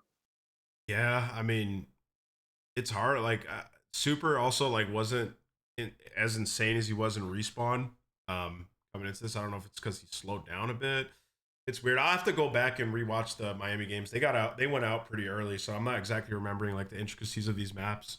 But just from like watching them generally, like so far, I mean, what are they? They're out slaying, and they're it's a tie game. So clearly something's going wrong. We'll get more into Miami on future episodes, but the main thing we're here to talk about is FaZe's run. I'll kick this back over to you first here as well, Ben. Thoughts on FaZe, starting with this reverse sweep all the way up to the grand final, where they ended up taking down Optic 4-1 in a dominant victory. Kind of what are your overall thoughts on FaZe? And I will also say the Codcast did have this final. We predicted it correctly. W Codcast. Come on, baby. Optic FaZe was the final. Yeah, my model also predicted this most likely final, but they had Optic winning. I think we talked about a lot with FaZe on these shows that I don't think they're more efficient than Optic, but they play a good brand of ball. And they really inconsistent slaying, especially from Mofor and Duraz. Like those are the two X Factor players, and both of them showed up in a big way this weekend. And once that happens, I mean, we have unfortunately seen a position a team like Optic's in where you can have the world's cleanest split, and then you get to Sunday at the end, and another team gets catches fire and they get hot, and they just turn into the second best team in the split. Like it's tough for Optic, but I think for FaZe, I think not enough probably discussion come in this about how much it means for Abuz and 04 to get that one after last year in particular. Yeah. And I would just love to know, just what they were saying just in the lead up to that grand final, because they came out hot. Were they recording, Ben? Do they do content at the event? I would love to watch those. I'm not sure if they're doing a doc series. I also got to say, to be honest, at Optic, it is against Gentlemates too. I know they're really good at Colossus, but I am not a massive fan of the Colossus map one pick when you're coming from winners. Me neither. Can I add some context to that? Yeah. All right. So, guys, in the grand final, the Optic picks 1 and 5, I think, because they picked whatever it is, Team A. Whatever. I don't even know how. Whatever it is. They pick 1 and 5. So Optic basically never gets to play Colossus. It gets vetoed a lot against them. Anyways, they went ahead and they picked Colossus as map 1. Now, what that means is FaZe get to pick 2, 3, and 4, and then Optic pick 5, which is the exposure S&D that they picked because they saw FaZe lose to it on Toronto. Probably felt confident there. So what that sets up for is if FaZe do steal the map 1 Colossus, which they did, but Optic didn't play for a while. I don't even know if they played it at the major. Then you're in a spot where you can get freaking 4-0'd. And even if FaZe throw away one of their map picks in 2, 3, 4, they could potentially close it out on a search and destroy, their best game mode, which is what happened, right? So FaZe definitely seized that opportunity. Maybe a slight mistake on the side of Optic in picking Colossus map 1. So I think Ben is 100% spot on. And that's kind of what I said in the game break after 2 was that it's 1-1, but FaZe can win these next couple. So yeah, I think FaZe did a good job game planning, bro.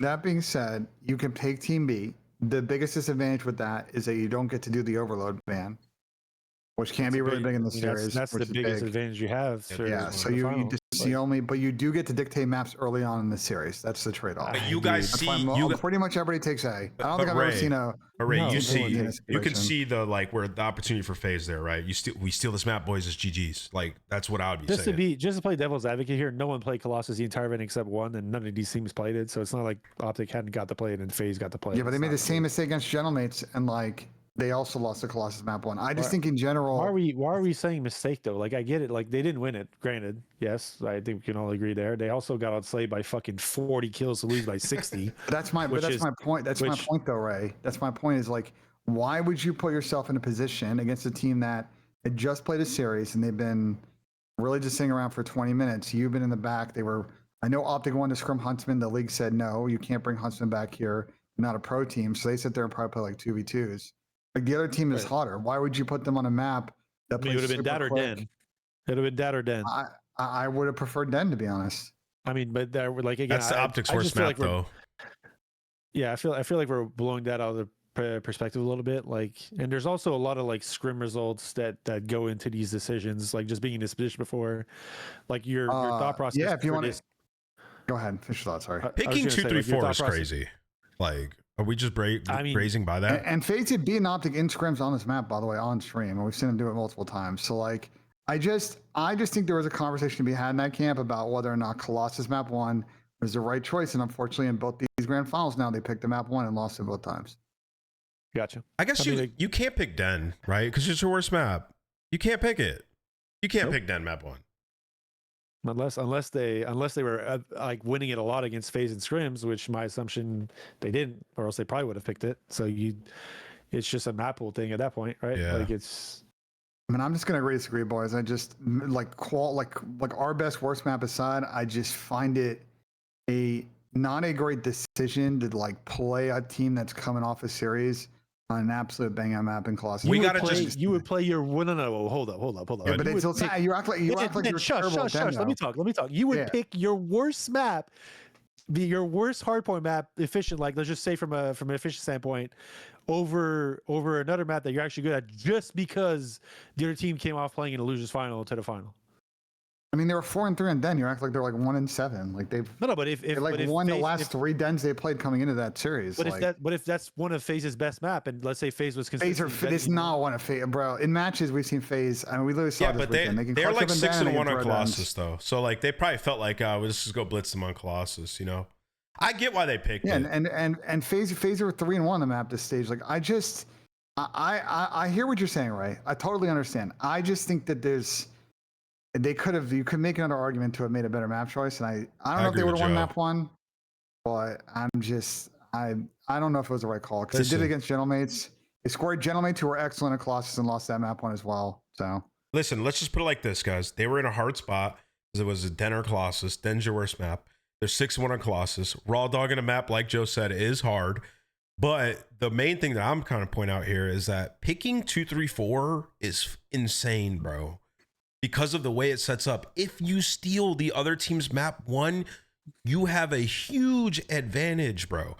Not only are you warmed up, you steal the map 1, you pick 2-3-4, and if you lose one of your map picks, you then have S&D to close it out on, which is already like kind of 50-50 for the two teams that make it to the grand final. Just from my pro player perspective, that's how I look at it. Like Search versus anybody in just like a one and done, like it's just kind of 50-50, especially with grand finals. So like, unless you have like an undeniably better map pool than your opposing team at hardpoint going to the final, like the advantage for coming through for winners, obviously, like we can talk about the format all day, but like you guys are saying right now, it's not a glaring advantage to come from winners, like in that sense. It's an advantage if you go the distance. If you go all the way to 7, like then yeah, Optic had an advantage on like the latter half of the series. Yeah. The problem a little bit with the best of 7 vetoes is that we don't have 4 overload maps, because if we had 4 overload maps, then instead of the leftover map being map 4, like the team that's A could actually pick a fucking map. And we've seen how big like getting map 6 is in a series. Like going back towards like, I don't know, MW2. But is it time to maybe rethink the veto process for best of 7? Yeah. But I do think, I don't know if that would have changed too much of the outcome in a series. Like I think, unfortunately, Optic have a unique problem that we've only seen a couple of times, most recently Vanguard FaZe. Like they are just the best team in the game, but they pull up on Sundays and like I'm not sure what's going on, but he's going to be in the second best team. The other team's got a bit more ice. Team's clutching up. They're playing a bit more pace. The Yo. runs are a little bit hotter. Dude, Like, Ben, this is hell for Optic fans if they have a Vanguard face season. No, yeah, I mean, it's it was, not- it there's was no way it's shocking. They said happening. pretty much flawless call this entire stage. Yo, every no way. argument Get that they rammed. use against like simp and shit would just be, oh my god, this is cinema. Whoa, And we're I want to living in address the PC cinema. thing. So I talked to a bunch of players about it. I don't think the PCs were necessarily bad. There was an optimization issue with whatever version of the game they play on in those PCs, and it caused a number of issues on maps. And like that's unfortunate. Not sure if that wasn't flagged before or what have you. Like it shouldn't really happen, but it happened to like basically every team. So everybody had to adjust to it. But I'm gonna be honest, like the PCs is not why Optic got outslayed by like a gazillion kills in this series and lost 4-1. What was the like the side of the stage, dude? First of all, we don't have to talk about it too long, but can we just acknowledge like the Optic fans' conspiracies are hilarious, bro. They are going. I was gonna. Yeah, but they've had like, excuse Monday going for like since Right. fucking like Ghost. You know what I'm saying? Like this side of the stage thing. Like, I mean, obviously, it could just be completely pure luck and randomness, but there's been events before. I can remember the Cold Paris? War. No, I mean, I You wasn't. don't I remember was the there for that, phase but one, the Paris one? I don't remember that one. That's the no. most notorious one. The most notorious didn't Madrid one. have kind of didn't EWC Remember- or Madrid have bad like? I fucking remember PC the issues? event. You remember the event that Minnesota came back on Toronto, like Yeah. the insane comeback. Yeah. Yeah. Like that weekend, the side that Minnesota was on, only one team that entire weekend won from that side of the stage. Like, and that's insane when you think about it. And then like Minnesota was going in the same light where they're about to get smoked. They were down 3-0 and the maps weren't even close in that final. And then they somehow brought it back. And we're dealing with technology, Like, bro. here's- Shit goes wrong. But here's I the don't know. here's the Never thing, know. bro. Like to the people in chat, like PC ain't the reason that Ant's flying at fucking playing the OT the overall. No, that's No, true. of That's course, true. there's obviously more to it. it, but, it- like- it gets you. There's some piece to it, but But like a they- 3% advantage is like even that, changed everything. I just like the only thing that like from a, like if we're just gonna have fun with conspiracies again, I'm not Yeah. advocating for any of this being true. Yeah, disclaimer, like- we're trolling, like- but Yeah, we're trolling hard right now, but the fact that FaZe outside Optic by was it fucking hell? yeah, It was a lot. 41, Bro. like 60 plus kills in 5 maps. It Like makes you not saying the consider FaZe it. guys, like not saying the FaZe guys aren't good. Like obviously they're great players, but like bro, like these are two pound for pound. These are two best teams right now. Like the fact that a team got outside by 60 is insane. No, it is Like, insane. Insane and, to think and, about. and also to the I- go ahead, Rebecca. Go ahead. Mike. I mean, I think that if you go through the individual maps, and I think the moment to me that I think like really turned this series was like after the halftime in the Scar Overload, where FaZe was up 3-0, and like Optic looked visibly frustrated. It didn't seem like they really regained that edge after that. And like I But don't know. also, Ben, Optic was FaZe was blitzing them on that map, and Optic literally only tied it up with like a 60-second like Yeah. run. Like they Uh-huh. were fucking shitting on them before that, low key. Like they were Didn't I ripping see them. something about Optic had frame rate issues for that map? I think I saw Ant say something, or I saw a post about Ant's stream that he was bringing that Oh, up. maybe. Something about like frame rate issues, which obviously would suck. And that comes back to the earlier discussion about game issues like shouldn't be a thing.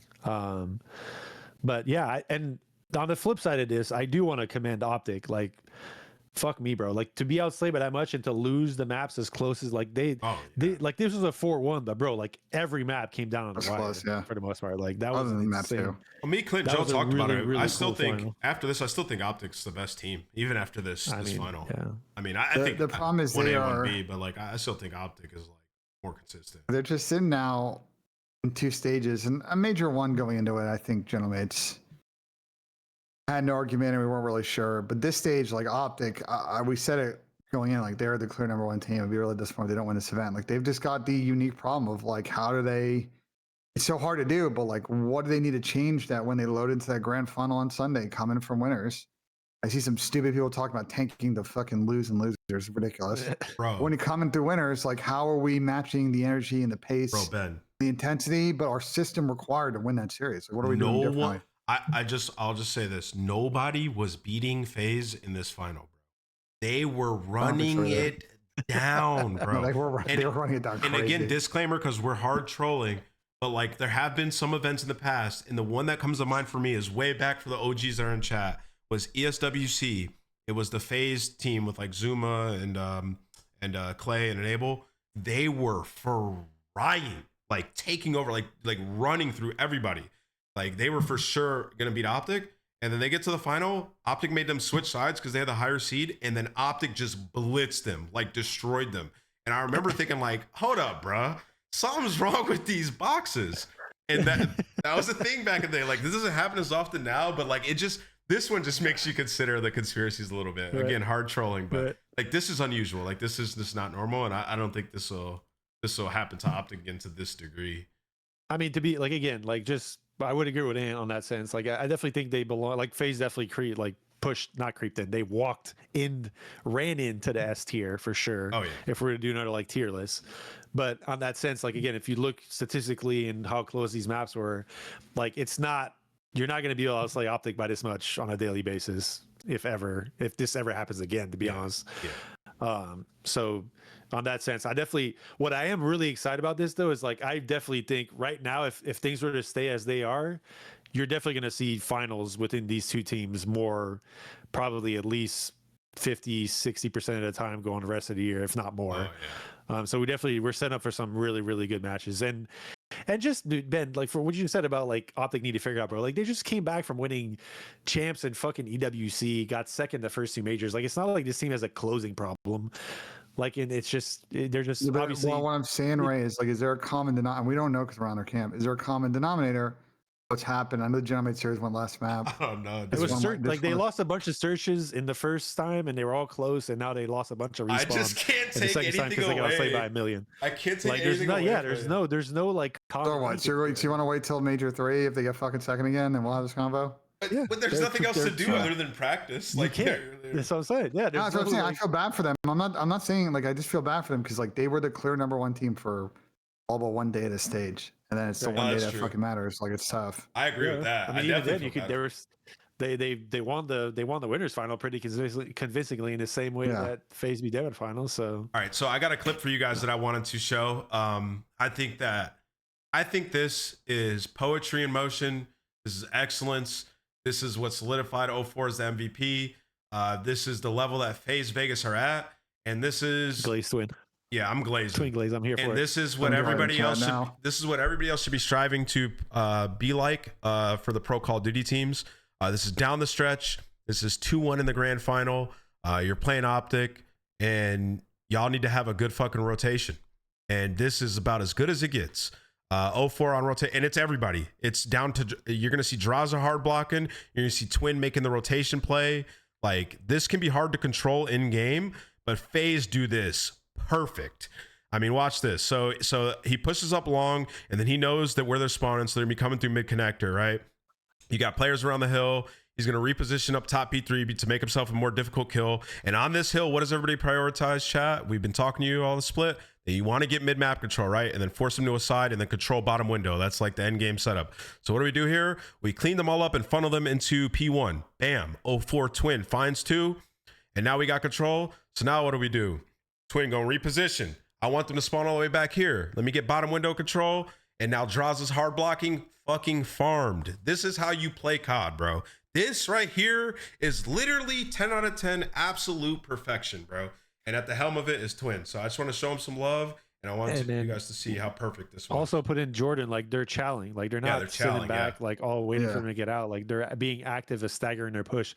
Like breaking hills in this game when you don't have full numbers is fucking hard, bro. Like yeah, it is. if you're able to push, this is where we talk about pace, and like in the light we were talking about Miami earlier. Like this is kind of like, and again, some like Toronto in the same way. Like some of these teams that aren't playing pushing the meter on making sure they stagger other team pushes, like this is done to a T, bro. Like if To you're a any T, team dog. watching having issues on a P5 and seeing how to control the map, like this is clinical. Like Clinical, bro. yeah, sure, you could argue like 04 is winning a bunch of fights, but like these fights are positions that like he's reading the play. He's being in positions that are hard to get hard to know what he's doing. Yeah. Because he's constantly moving, he's constantly making annoying. And just kind of reasserting the idea of being the best way to play is that even if he dies, he gets info on where the first player on the push is, and then he comes off spawn and he's bumping someone to go do the same thing he was doing a second earlier. Yep.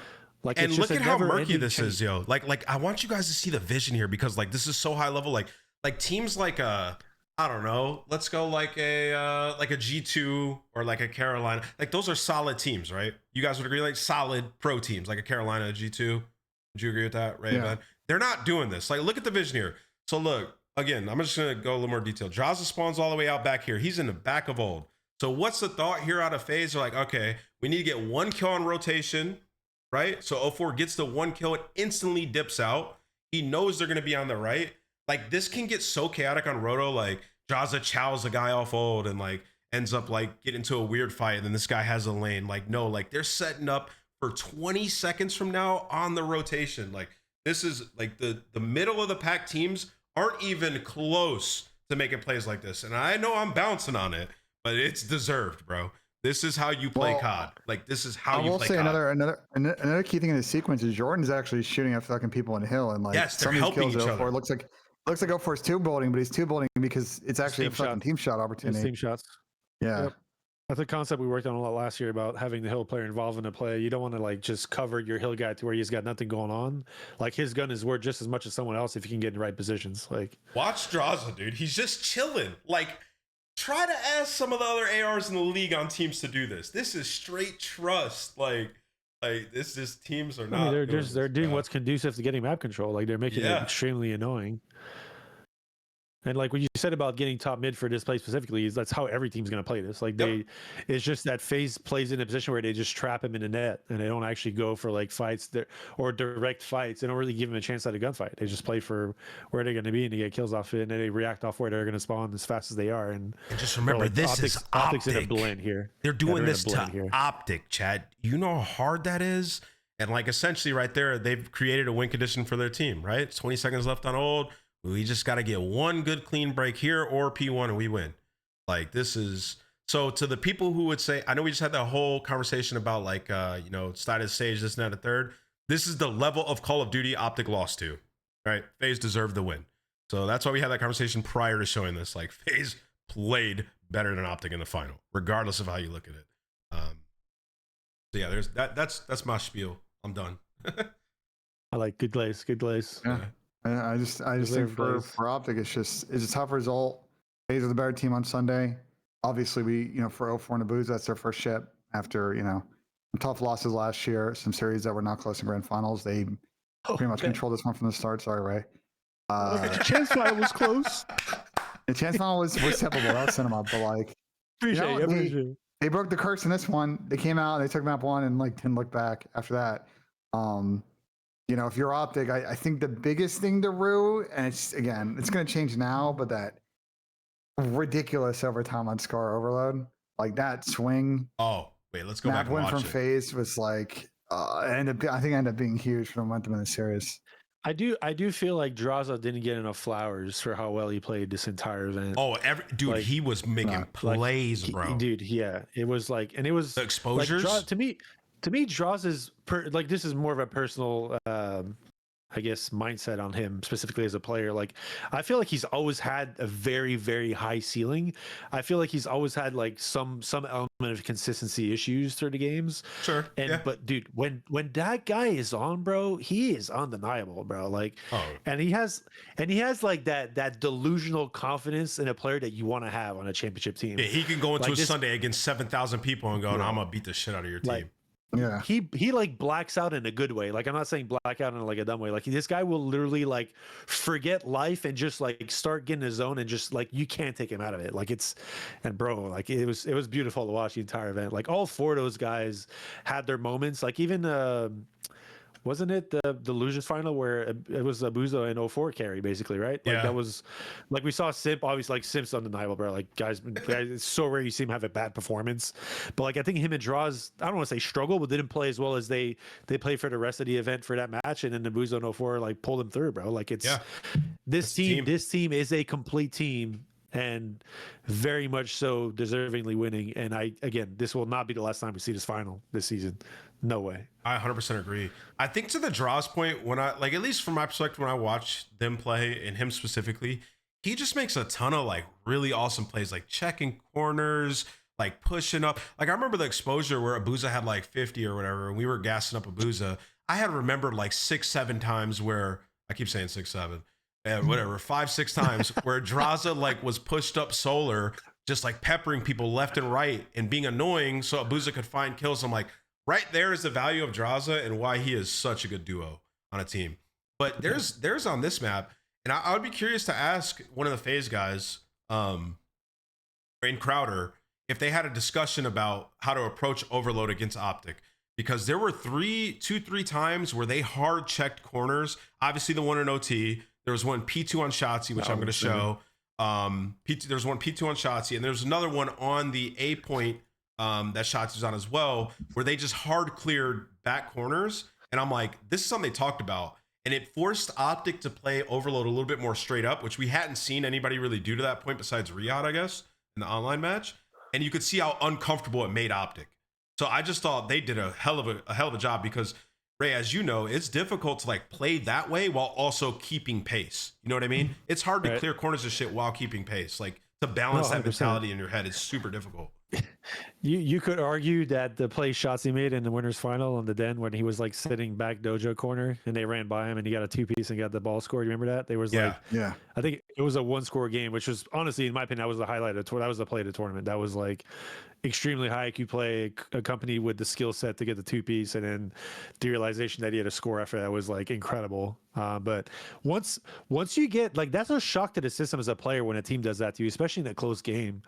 So obviously after that, I think they were all wary of what corner players could be on. I'm pretty sure it was this map as well, where, am I crazy? I think it was the second side where Ant was like P2 area. He was P2 in the corner. Draza peeks it. He was doing the same thing, and then they sniffed it out, which was actually a really good sniff out. But yeah, it's right here, I think. It's really cool to see the metagame into what goes on in the thought processes that you can kind of go through. And yeah, I would love to hear from the players to get their reactions and emotions based on those things. Cause like, I guarantee you, bro, like when that happened in the winners final, they were like, we're not letting this fucking happen again. Like, there's no way. Bro, they checked every corner, dog. Like, yeah, I mean, if these guys are good at counting names, they're definitely, I mean, they are good at counting names. I know for a fact. Right here. Look at this. Like, this is another one. If Shotzzy's the last guy we're accounting for, like, bro, we're looking at every corner possible. I'll tell you what's going through his head right here. Look, we got map control. We got a guy in the base. 04's on spawn. He goes, hold up, bro. Where's Shotzzy? Hold up, bro. Where's Ant? Bang. Look at him, bro. Draws hits the UE, man. This guy makes so many plays, guys. You guys don't even understand, bro. Yeah. He makes so many plays, bro. That was a huge play, yeah. Because that stops the push, basically. I mean, maybe not fully, because he might, in that situation, he probably gets traded unless he gets a crazy 2-piece. But yeah, no, it's just the level of COD we saw this event from the good matches, to me, was incredible to watch. I feel like we saw a lot of teams do the things that are conducive to winning. So it's a huge. It's a kind of a, not a huge, but for the fans, I think it's extremely fun. Look at this. And good to know. One more. I wanted to show one more. Look, bro, I'm telling you, they talked about this shit, bro. Look. Abuza's rapping back, balls mid. Look, Ant's up in his little corn. Bam, checked his ass. I'm telling you, they talked about it, bro. These plays, like, this is huge. If 2 kills Abuza here, he gets into blue or sits here, like, this is a goal, and potentially, like, they just rally. Yeah. I mean, like that. Twin said he saw him. Oh, you saw him? Okay, either way. Check in the corners, bro. Great plays. Wait, you saw him right here? Yeah. How'd you see him right here? But those are. You might have saw him before that, maybe like Death Cam or something. But regardless, it's just the sense of like Optic is extremely good at taking space on the map. If you don't play this way against them, you will lose over a little more often than not. Like, because there's always a player trusting his team and taking a route on the side map that will eventually go to. And if you don't do that, then you will just give up kills where they matter. And Optic's extremely good at turning those into scores. So final one for the Optic fans out there. This is another one. So you've seen, we showed you 3 of them so far. This is another one. You know the plays where Shotzzy gets behind Ben, slides at the guy, kills the ball behind the enemy, and then scores. Look at Twin, bro. Twin's ready. Look, out of here. I'm telling you, bro, it wasn't going Optic's way. The plays, the lucky, or not lucky, the playmaking ability of Shotzzy was mitigated by the preparation of FaZe. Better way to put it. There you go. Yeah, Optic still forced that team this map and it got crazy, but I don't think it was gonna work from FaZe. I mean, that OT, like, I know everyone, I was gassing the living hell out of the sim corner check on Mercules in the OT. Like, I don't think people like, yeah, sure. Like, you could argue like you just got streak. You could argue you're going to look at every corner's coming out, but at the same time, given the moment, to have that level of composure and to read that like the way he did, and not only just he didn't. It's not like he hard peeked it. Like he just literally shouldered a corner to make sure.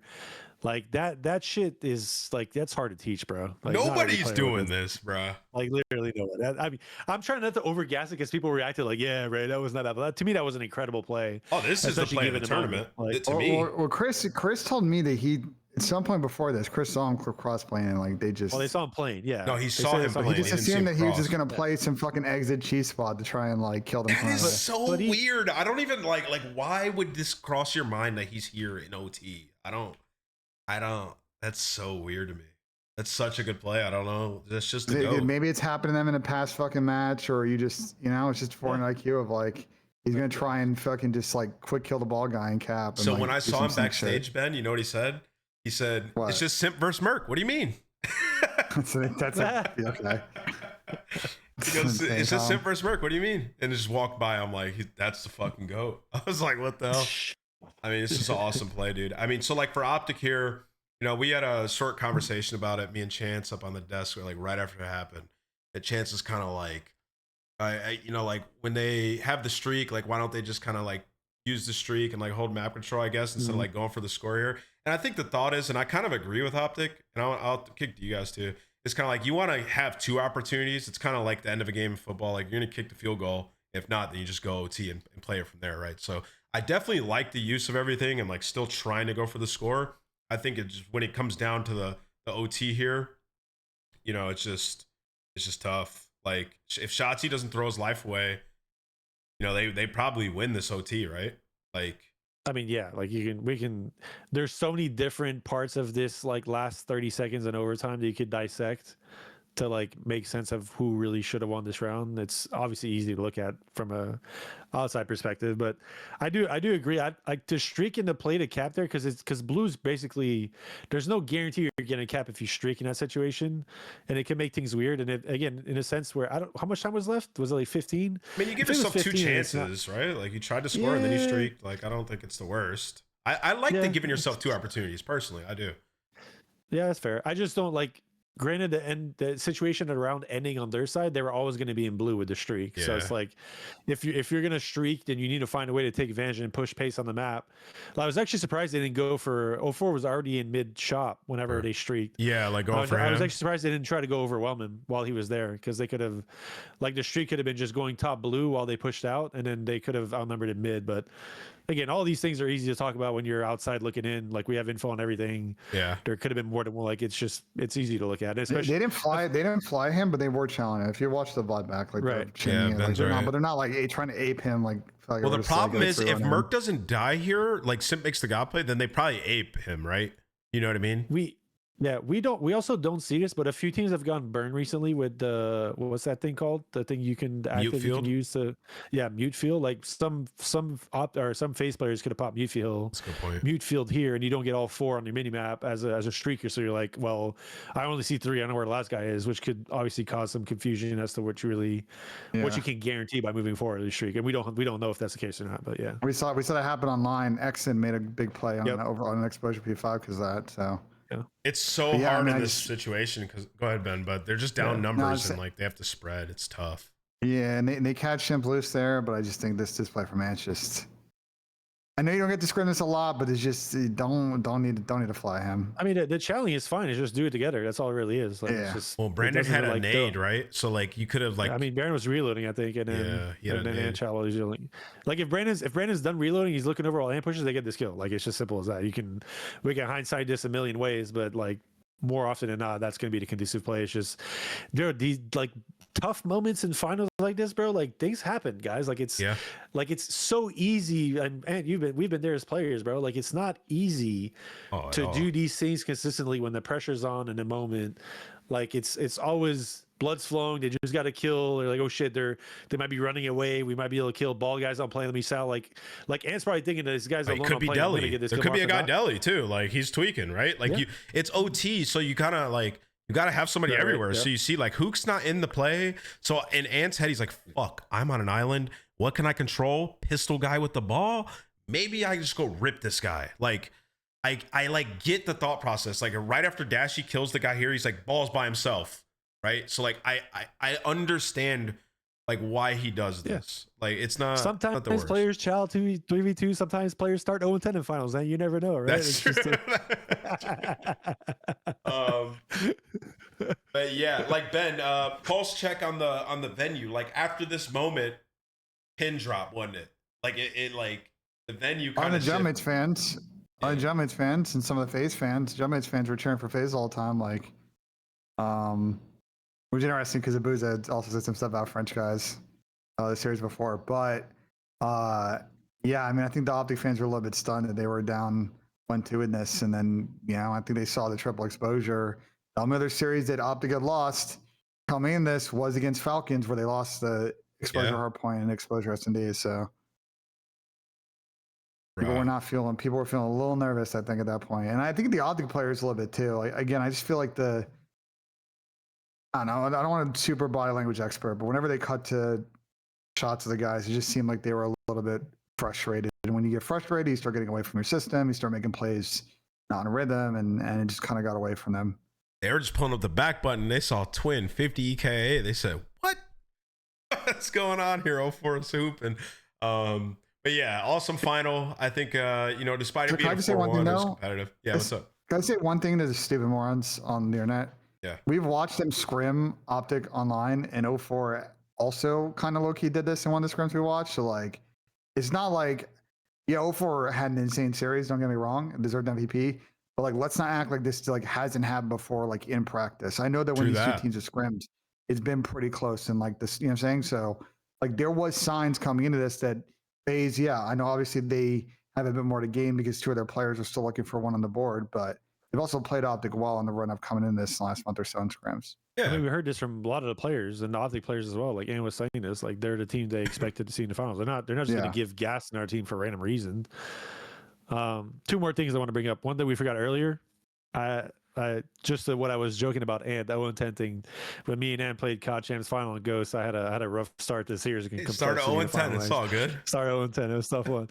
But did we not see Abe go 1-15 and then come back in the map? Yeah, he was getting hip tossed. That was terrible. That has to be the most insane like reversal because he started doing well after that. Like I mean, he did. Like granted from where he stood, but like bro, he went positive versus the map after that, and they came back and I think that was the phase one if I'm not mistaken. Ben, right? Question for both of you guys on the Abe talk. Why is he better with an AR than a sub right now?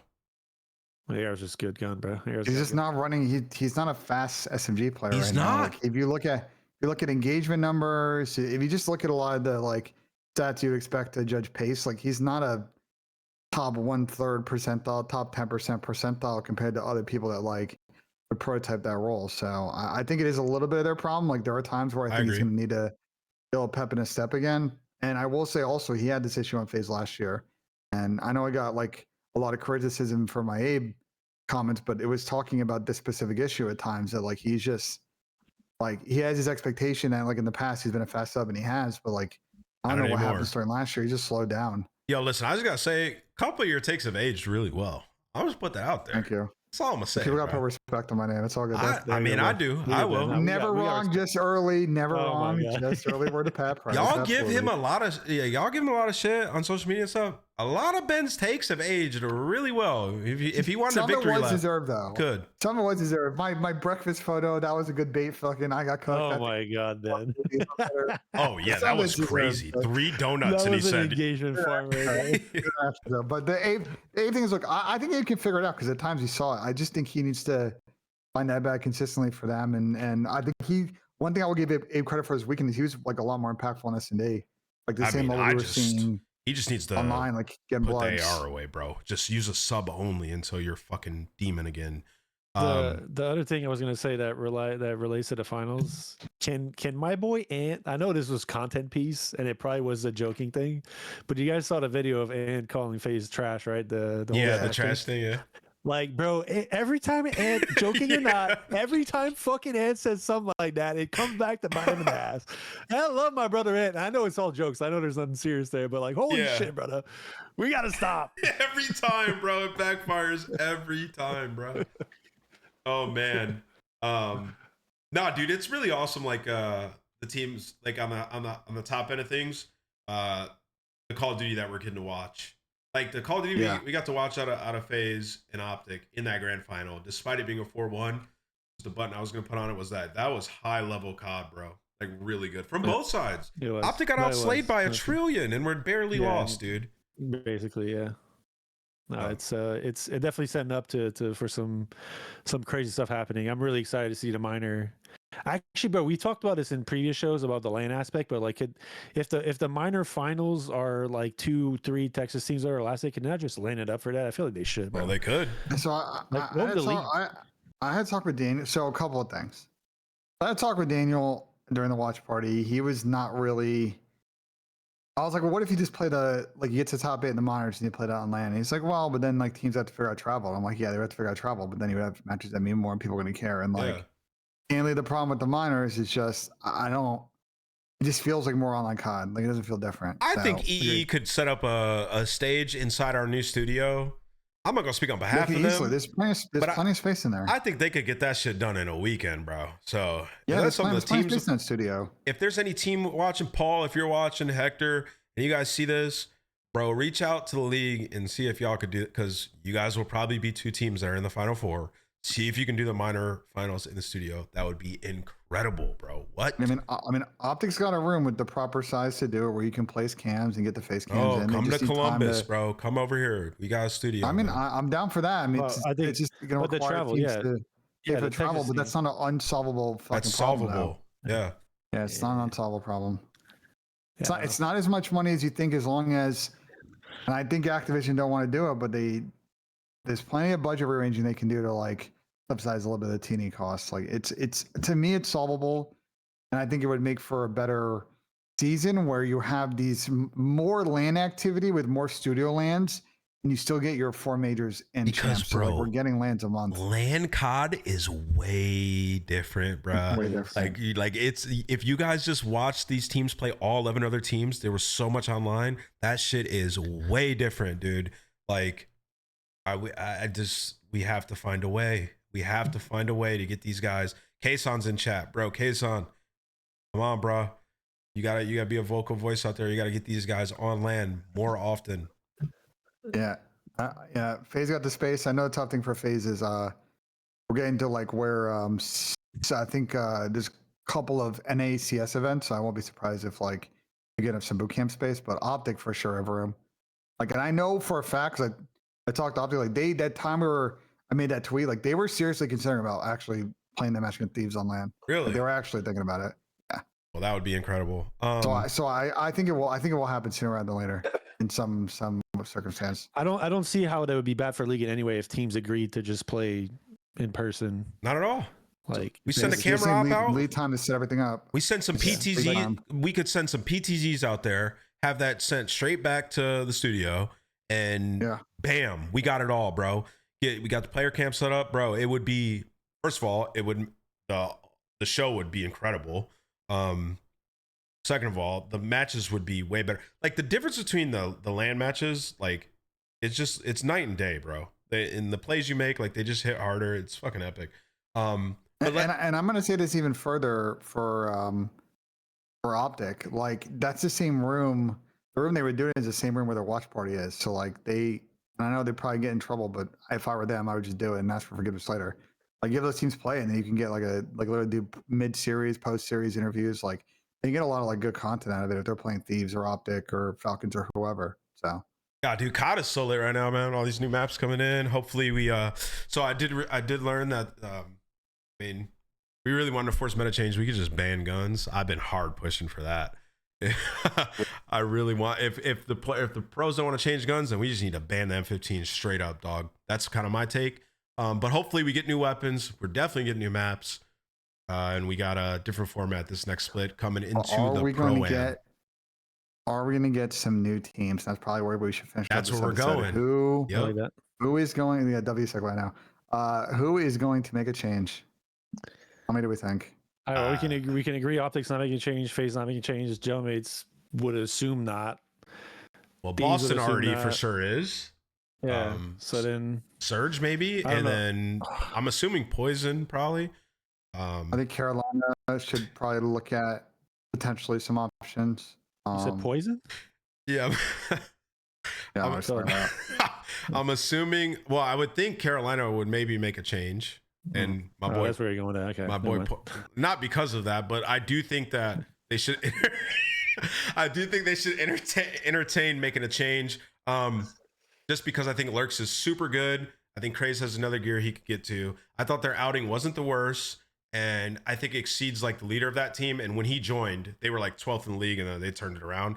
And I think Nero's a bit inconsistent. So if they get a little bit more of a consistent player in there, I think Carolina would be a good team. So Mr. Poison will have a lot of extra time if they do make that change, but I don't know who they go get. Mr. Poison. I think the Boston one's really interesting because obviously the news came out yesterday via Ronnie over at Breaking Point that Omit's getting involved Yep. now. We're going to be taking over the day-to-day at Boston with an eye on some longer-term stuff. Oh yeah, let's talk after about the that. season. Yeah, I mean, it's interesting. We knew that Stupid Purge were probably going to get dropped on this team, but are we going to see some of the Omid players like an Asim or a Real or a Luca come back? Like, what direction is Omid going to go to try and bring in some challengers talent to like get the best out of Spar, get the best out of Nasty? So Ben, That'll be you interesting. tell me, because my thoughts is this is a good thing. This is a good thing that Rafi and Omid are controlling, I guess, the operations of Boston. Should be like a Yeah. pretty good thing, right? Okay.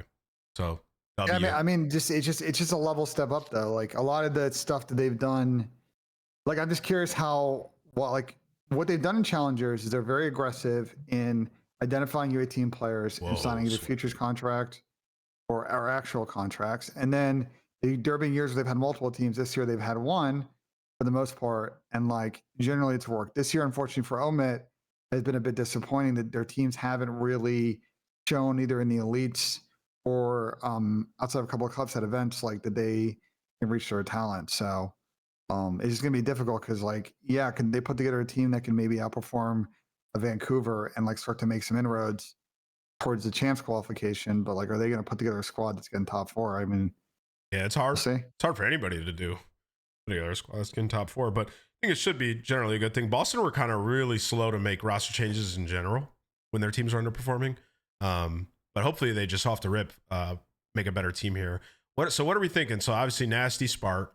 Okay, who's even like on the docket? Like who? Because what I heard is you correct me if I'm wrong here, Ben, but a lot of the Saudi guys, like they don't want to go pro, right? That's like the rumor that I've been hearing. It's like they just want to stay in challengers.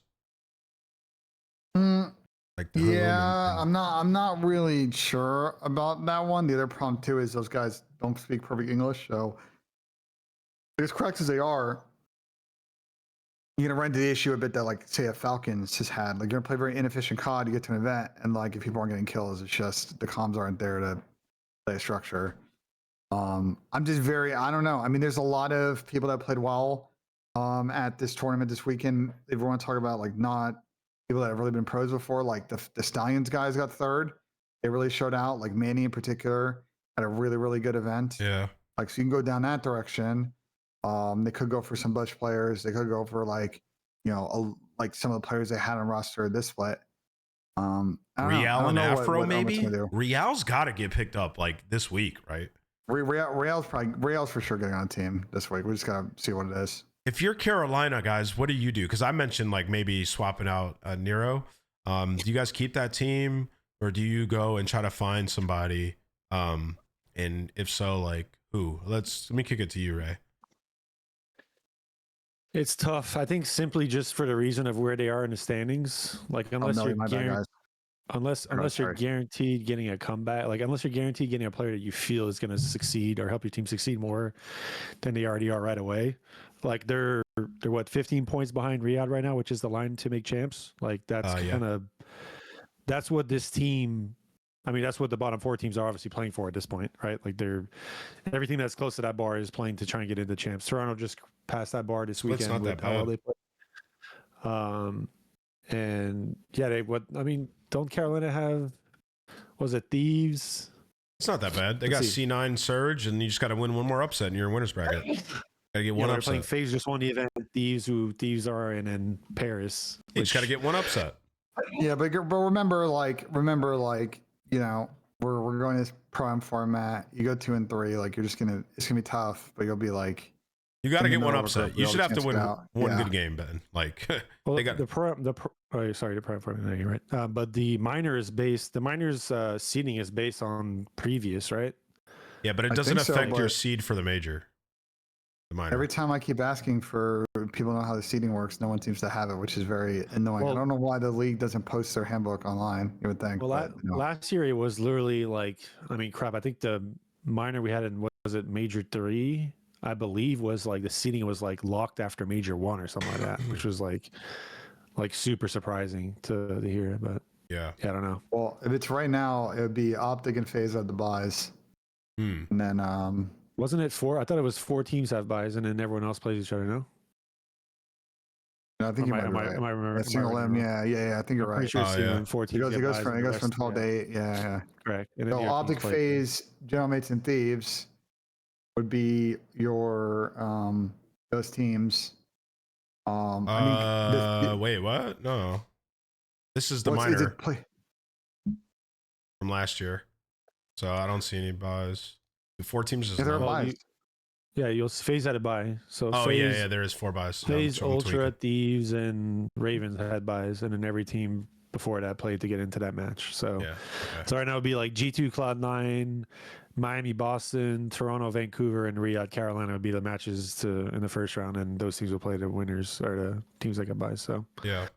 but regardless, I don't know, like the roster change, and this is where we talked about roster changes at the start, like of before the last major started, like our post major 1 conversations. Yeah. Like, I don't want to say it's too late, but it's like this is where it gets sketchy, bro. Because if you make a change that makes you worse, you are literally like you're screwed. Like you don't really Carolina have last time to year? pivot. Sorry. Like Carolina last year when they picked up Dylan Rex. Yeah, basically, yeah. No, it's just But it's a tough place to be in for them. If you again, but if you feel like there's a change you're going to make is guarantee, there's never a guarantee making better. But if a change you make is you're estimating that will have a very high chance likelihood that you'll be better from, then yeah, I would say go for it. But again, I just don't think there's any players in challenge right now that are necessarily guaranteed. Like is Real the most coveted player from a pro standpoint in challenge right now? Yeah, whenever the ex pros start running shit in challengers is when it's just kind of like, I don't know. well, here's what Well, I'll they're not say: is really we, running we shit, have a though, is we have a pretty big. Well, Afro gap. just literally had his way Yeah. with challengers and Yeah. beans. So And- yeah, kinda. Yeah, that's fair. Yeah. Listen, boys, there's a pretty big gap to the next set of matches. Teams have plenty of time to trial players and really get a feel for who's out there, who's a good fit. And so let's see how they all is conduct fair. that process. Wait, does Instead of Carolina just, like, get better random- with beans, Ben, than Nero, or no? Am I faded here for thinking this?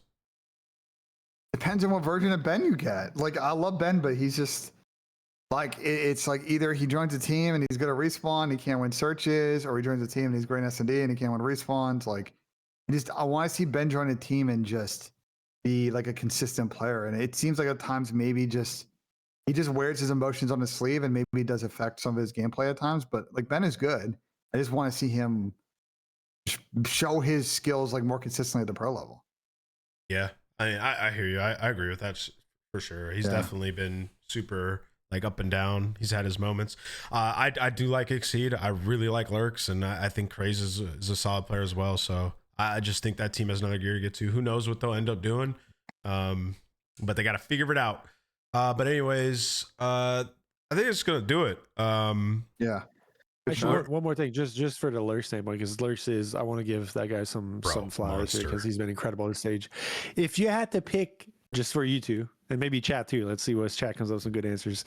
If you had to pick one team, Lurch gets traded 1-for-1 to any team. No, there's no restrictions. Don't worry about contract, salaries, anything. Where does Lurch better fit in the league right now? You set me up. Okay, You really want me to answer this? Let's go. Yeah, go first. If Lurks was on LA Thieves for a BZ, they'd be fucking running shit. That's what I was gonna say. I love Abe. I think it's a tough fit with Paco. I think Lurks pushes P, and I think they would get better. Bro, Lurks is so turned. I've usually kind of waited a while to like show rookies their love. I think that kid is unreal, bro. No, he's gross. He hit a huge stage. I will say Falcons have gotten back-to-back top 8s. If there's anybody in the league who is going to just management lose composure and start throwing around coin to buy somebody out mid-stage, Philadelphia Falcons I team. mean, We'll he see. makes a lot of teams better, bro. Like, yeah. Yeah, no, a lot. Yeah, that's what I was saying. I mean, there's not really a bad answer to that. Honestly, you could probably trade someone. Almost every team has a player you could probably trade out for him right now, just with how well he's playing. Yeah, it's But like yeah, that's actually interesting. What Ben, I'm sorry to keep the show going, but like what Ben said is interesting to me because if any team has the capability, because we haven't really seen any mid-season player trades, like it's never ever. happened. Like if a It was, team were it was gonna, tried with Vancouver. I mean, this is. Were you on the team for this? With the AG thing, were you on? Were you I on was the on team at that Optic. point? I was on Optic side of things for that. I was the Okay. one I was trying to deal that in, but it wasn't really. That was a different scenario to me. I'm more so speaking of a sense of like right now, like let's say Falcons wanted to make a trade for a player that's actively playing. I mean, I guess it was kind of similar actually when you think about it. Yeah. It was a player that wasn't wanting anymore, and then yeah, it's fair. wasn't the asking But, yeah, price like ridiculous? Is astronomical. But if we're gonna say anything from again, like Ben said, like Riyadh would be the team that you would that probably had to guess would be willing to do it if they knew it was going to make them better. Like, would they actually go for it? Wait, We might see this. Like, I Yo, don't know. question: when teams are, No. Go ahead. I was gonna ask you this, Ben. When it gets like, why have we not seen this yet? When it gets like late in the season, where it's like I don't know, like stage 3 late, and like your team's looking like you're not gonna make champs. Why would you not like deal your player?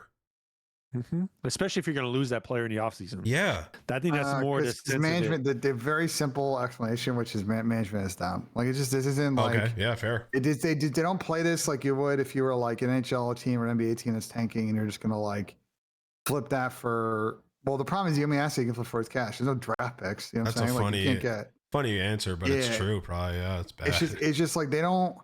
They sit here and like for example, like Carolina probably is like, well, like I assume Lurks can sign a 1-year deal. If someone wants to buy him out, we definitely want to pick him up next year and build a team around him. It's like now we just fucking don't have that option. It's like it's tough to pick up a trade for a promising player. It's going to require a lot of coin, and I don't know if these teams are willing to pay like a high 5 to 6 figure buyout. But I like, know if the AG you're gonna situation sign a was player like Lurks, I like an astronomical asking price. for a guy on a 1-year realistically, deal. Ben, you could probably sign him for cheaper in a trade deal like this because you would have some leverage of like you're coming to a better team for the rest of this year rather than if he was just completely unristricted in an off season. Yeah, but you so gotta hope the realistically, player there's going to incentive. other. You gotta hope the player. The reason trades don't happen is like it all has to line up. Like the people got to be down for the transaction on both sides, and the players got to be down to switch teams. Like you could probably ram it through and just tell the player to go shove it. I don't think it's the right way to do business, but you could do that. I just think it's just hard. It's just hard to those player for player swaps. But wouldn't it? It would You know make what I'm sense on both sides though. Like if Carolina are shitting it at like by the end of this like minor or whatever, it's like, and he's on a 1 year. It makes sense for both, and it would make sense for Lurks not to ask for like as rich of a deal because he's getting to go to another team mid-season that has a better chance. Yeah, but if you're Abe, winning. it's like So you get him on a and better you're- favorable contract. It's like, do you want to go to Carolina? Like that's what I'm saying. Like it's yeah, for Lurks it's great. For the player going the other way, Does he have a going to say a in the Carolina matter? team that's been. I mean, it depends on how you conduct business as an org. You could tell the player to shove it, but then I just don't think that's. But also, a lot I of these think guys they have no trade deals in their contracts. Like a lot of the OG Oh. contracts have no trade deals. So if they do have a no trade deal, then the player has to agree to waive it. Which again, like if it was 2 top teams trading 1-for-1, then you could see it. But if it's a team that's struggling and a team that isn't, then which honestly will be the most cases you see. There's just not enough teams in the league to really warrant something like that yet. I think. Well, then you do it in a business plan doesn't make sense. Yeah, I guess. Unless unless the other team, like Carolina, for example, is just like, we'll go to challengers and get somebody and focus on this offseason, then you just release, if in this hypothetical of easy, which you get picked up by somebody almost assuredly. So there's like ways to do it. Here. Let me put a color here to people understanding how Carolina is going to conduct business, and they have been conducting business the last couple of years. They're not trying. Like I don't think they see a long term. Because of who owns this team, it's like Napster. It's a bunch of crypto people. It's a weird chain of ownership. But I don't think that they want to just walk away and hold a loss. Like they want to exit and at least break even on the spend from the last couple of years. So like if someone wanted to come calling for Lurks this year, they would try and take them to the coals on a transfer price, assuming that he's locked on a multi-year, which I would be shocked. They signed Lurks to a 1-year deal. That would be pretty poor business. You out would of them. assume 1+1 is what you'd assume. Yeah, which they would 100% take the option on. So All I don't right. know. It's a lot of tough dictates. Regards to that, Carolina to can be keep going. good. Like if they really like if their org actually wants to like do something, they find the right player. Like I'm telling you, that team could be pretty good, bro. It's not. Agreed. I think it they could qualify for champs. champs. Yeah. They could qualify for champs. We'll see. We'll see if they get involved in what we I mean, it's expect gonna be tough. for the active roster mania. It's gonna Yeah. be tough because I mean, again, they're like battling with the two teams in front of them right now are fucking Riyadh, the Falcones, and the Toronto team. So Well, Toronto And figuring their UNC. shit out really hurts And Carolina. yeah, and then Falcons have looked great previous to their land matches. So And guys, I just gotta say it because you never know roster mania. Gentlemates and Thieves. Do they want to keep it going? Do they see progress? I think Thieves probably do, but Gentlemates, not to keep betting a dead horse, but they have now lost what 9 of their last 11 games or something like that. Like they are in a very poor vein of form right now, and I don't know if they want to keep trotting this out here. We didn't talk that much about Gentlemates, but just because we only have like so much time. But we'll talk more about Gentlemates next week. like, Yeah. But yeah, guys, By the thank way, you last guys match for of- tuning in, man. last match of FaZe and Optic is last match of the stage for both FaZe and Optic are against each other. So we'll Wait, see really? that rematch. Oh, that's a banger. Oh, going W. into Major 3. Yeah. Let me see. Yeah, it is. Where is it? gonna Yeah, be right sick. there. I don't, Oh, I it's don't know gonna if be it's the sick. last match on the schedule. Is it the last match on the schedule? That'd be No, kinda it's fun the to last watch if it weekend. was. No, it's Saturday, Saturday. afternoon. I know it's the last weekend, but yeah. But, Yeah. but I'm gonna say this again, bro. Like, and I'm begging the league, and I asked Daniel, and I just got kind of a non-answer. Like, yo, please, I'm begging. Once you get to the last 2 Flex. weeks of these stages, like, please start moving matches around and What'd he make better say, match days. By the Like, way, it's like I get it. Like, they want to try and put the European-based teams that have European fan bases early on, like in the day, so they tune in. Like, I get it, but like, there are some obvious things they can hold that standard, but still make some obvious tweaks to the schedule. And I assume the reason they don't want to do it is they don't want to get blowback from teams. But fuck them. Like, I think respectfully, the league is most. the league has a priority to, especially as we get towards stage 3 and stage 4, where we know online viewership is going to be low, try and drive an extra 5 or 7% by flexing matches. There's a reason the NFL does it. There's a reason the NBA does it. The reason Major League Baseball does it. yeah, know what I'm saying? we got to be able to And it should- flex. I agree. Oh. Ben, so MLS there's does it. before I end this episode, College football does it, by the way. Just one more thing. If you follow college football, you know in the SEC and the Big Ten, they don't announce kickoff times 2 weeks in advance once you get to the conference games at the back end of the schedule. They literally sit there and try and curate the schedule. So go Ben, ahead. I need you to apologize to 04 as we end this For episode. what? I just want you to look at what's on the screen, and Yeah. it's been a great episode. We covered, I think, almost everything. We showed Twin some love, but I need an apology here to 04. I mean, listen, my apology is that, I was saying the last couple of weeks, I'm like, O4's having a tough online stage. If he goes to this event, doesn't fry, what is this FaZe team going to do? Like, are they playing their standard? They want to make a change. I guess we'll And never 04. know. 04 And is 04 him. fucking 04 fucking Cam Newton style said I had bet, and he was showing some absolute pace online coming into this, and then What do you say? had one of the best final performances I've ever seen, dropping a 1-4. So shout out to fucking Twin. Remembers the Yay Grammy where he's like, I wonder if I didn't win. Guess I we'll never guess know. we'll never know. That's what 04 said to everybody. My guy is the MVP. Twin. Not many people got an MVP. Gotta show you your love. They could all shut up now. And yeah, that'll do it, guys. Thank you for showing love. This episode is a lot of fun. I'm gonna upload this immediately. Ben and Ray, appreciate you guys. Fantastic episode as always. Ben, I hope you get better ASAP, brother. I feel much better by the end of this show. I'll tell you that. Me too. If both of you do. Both of you need to, just get through this, bro. We'll be back Appreciate next it, week. man. Later, Absolutely. boys. Later. Later. Leave a like, guys.